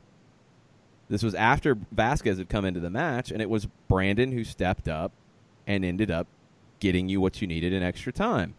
Then you go to Columbus. Romario's tweaked the groin at the end of the game against Charleston, and Vasquez goes on and does more. So he earned that time. He's absolutely going to benefit from this. It's just getting to playing at a different pace again, because there's so much of a difference in pace between an MLS match, a USL Championship match. A USL League One match is a much different pace than a championship match. You start talking about those jumps in between, that's not easy. So Vasquez getting this time, yeah, 100%. He's going to be in a much better position to help you as the year goes on. Pitty's different. Pitty's interesting because when Joseph is here, Joseph is such a big presence that it can throw things off. When Barco is here, Barco's a player that this team has played with more. I think they're very comfortable with what he does. They know how he plays. He's a little more predictable. Pitty's unpredictable. It's part of what makes him a great player. That can also be difficult once you're still in that getting to know him phase. So him being the guy that you're playing through and you're trying to find, and who's trying to put the team on his back, like he did against Charleston in the second half, it's good. It's good for him, and I think it will help him in the long run. It's a different situation than Vasquez, because Vasquez needed this more than Pitty. But Pitty being in this type of role that is different, with a little bit different responsibility and maybe a little bit different expectation because of who's missing, should help him in the long run with this team.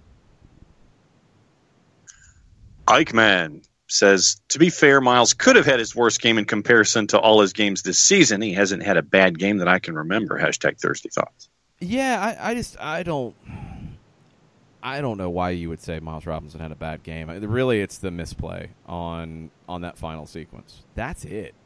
Outside of that, there's just not anything to really criticize him about. I'll pull up the individual numbers on him for the night, and he was one of the leading defenders in a number of categories. 4 tackles, even with LGP. LGP had 4 clearances. Miles had 3. Miles had 3 interceptions. LGP had 2. LGP gained possession 7 times. Miles did twice. Miles had 3 blocks. Pretty even, and both are really good. So it's hard. It's a game where you give up 3 goals, and it's hard to fault the center backs in major ways. I think the easy default is you give up 3 goals, the defense was terrible. These are not your run-of-the-mill 3 goals you gave up.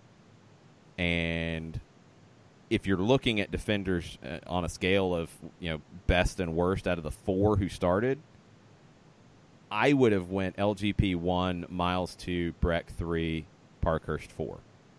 Yeah, I thought it was Parkhurst's worst night of the season. Shea was fine, and I thought LGP and Robinson were both good, and LGP was maybe borderline really good in the second half. And last on the board is Daniel Price. He says, Breck's the hero we didn't deserve. He sacrificed his body to keep that out. Change my mind. You can't. $ overreaction Thursday. And then he also wants to know if you brought... And then he wants to know if you brought Kinder Eggs back over the border. What are Kinder Eggs? I don't know if they're Kinder Eggs or Kinder Eggs. Kinder Eggs. What are these? I'm efforting that because I've never heard of them. I did not smuggle anything across the border, Daniel Price. Don't try to get me in trouble. Okay. So I'm guessing it's Kinder. Kinder Surprise, also known as Kinder Egg or Ovetto Kinder or Kinder Surprise Egg, is a candy manufactured by the Italian company Ferrero since 1974. And it's one of several candies, and apparently it's a safety concern. Oh, no, I didn't do any of that. No, I did not. No. Daniel Price, don't get me in trouble. As far back as 1997, the staff of the Consumer Product Safety Commission examined and issued a recall for some that were illegally brought into the U.S. with foreign labels, and they're legal in Canada and Mexico, illegal to import into the United States. In January 2011, Customs and Border Protection threatened a Manitoba resident with a $300 Canadian fine for carrying one egg across the U.S. border into Minnesota. June 2012, CBP held 2 Seattle men for 2.5 hours after discovering 6 Kinder Surprise eggs in their car upon returning to the U.S. from a trip to Vancouver. According to one of the men detained, a border guard quoted the potential fine as $2,500 per egg. Okay, I'm not worried about that part at this point because I didn't bring any of these things. But why are they this big of a deal? The Federal Food, Drug, and Cosmetic Act prohibits confectionery products which contain a non-nutritive object unless the non-nutritive object has functional value. Essentially, the act bans the sale of any candy that has an embedded in it, a toy or a trinket. Well, what's in this thing? Toys or trinkets. There's a toy in the egg? Uh-huh. Well, that's dumb. There's you have the outer casing is like a chocolate, and it's got a little bit of cream on the inside. Hollow milk chocolate egg lined with a layer of sweet milk flavored cream. Inside each egg is a plastic capsule that contains a small surprise toy, which sometimes requires assembly. Assembly? How big is the thing? This is baffling. And no, I didn't bring any big. back.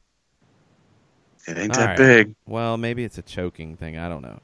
I did not bring any of these, and I don't want any of these, and I don't want any kind of fines or dealings with customs or anything like that. I had some mints. That's what I brought back. I brought some mints back. Usually for me, when I would go up, is I would probably pack a few of the 20-ounce Mountain Dews and bring them back. Yeah, I just brought some mints. I ate a Kit Kat, which was a different kind of Kit Kat, but it tasted pretty much like a Kit Kat. I think it's made by a different Seriously? company. Yeah, it's a different one of the. It's is it Nestle? I think who makes it in Canada, and it's a different company that makes it here. It's a freaking Kit Kat. It tasted like a Kit Kat. It was good. I had a Kit Kat, and I had a Canada Dry that I bought at the airport and drank on the plane. And I have mints. I have no Kinder eggs. Daniel Price, don't try to get me in trouble. And it looks like there's like an inch-long model car, like a Matchbox looking thing that's inside the plastic casing, which is Matchbox car inside the egg that you eat. Yeah, you eat the outer casing, and then on the inside there's the surprise. I guess it's kind of like the Cracker Jack kind of a thing. So you eat the outer casing, or you split the outer casing. Eating the Cracker Jack surprise. And that's the thing that originally created with children in mind, replicating an Italian Easter family tradition. Nicolifi, please consult, in which adults give children a large chocolate egg with a toy inside. All right. So there's Daniel Price trying to get you in trouble with Kinder Eggs. Man, okay. I am not going to mess with that. I'm not even going to think about that when I go to Montreal later this year. I will have poutine in Montreal. I did not have poutine on this trip. Attaboy. Well, see, now you've also got to get the Tim Hortons socks. No, I'm not getting Tim Hortons socks. I like the Timbits. And I like their... As you should. The coffee. They had the... No, I don't really like the coffee because I don't really like coffee. I mean, coffee's coffee. I don't really like any of it. They had really good smoothies. I was very happy with the Tim Hortons smoothie. And the Timbits are great. And they had like apple fritter Timbits, which were pretty good. Ooh. Their apple fritters are really good. Tim Hortons is very nice. Their pastries are Swiss Chalet is great. Their pastries are better than Starbucks or Dunkin' Donuts pastries. And that's what I judge a place like that by, because I don't really drink coffee. So I'm going to go get some Timbits and then get a Red Bull. That's what I do. Timbits and a Red Bull, but yeah, if you get the Timbits with the ground up apple frittery stuff on, that's good. It's not ground up apple fritter. It's just like little tiny apple fritters. It's good. So that's pretty good. That's some good stuff. But yeah, you need more time in Montreal to experience Canadian food, so you can bring that and drinks back.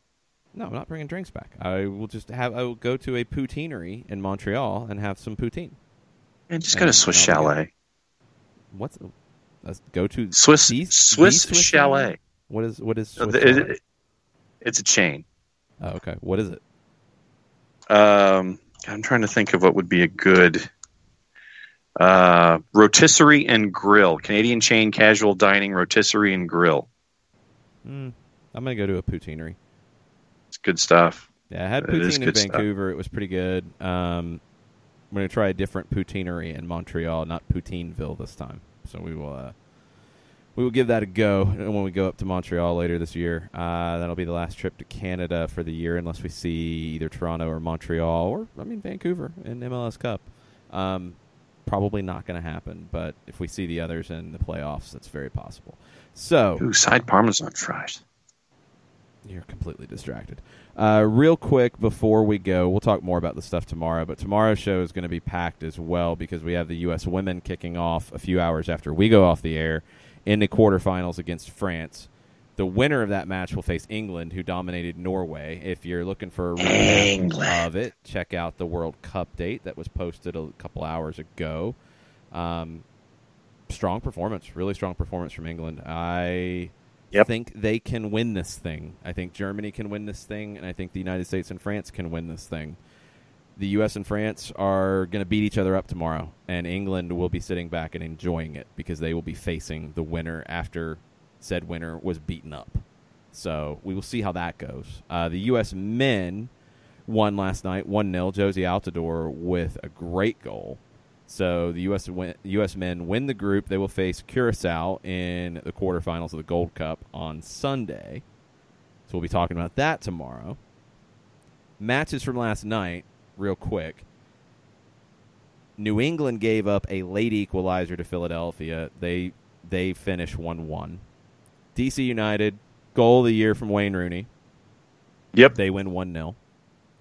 Montreal, strong win over Portland.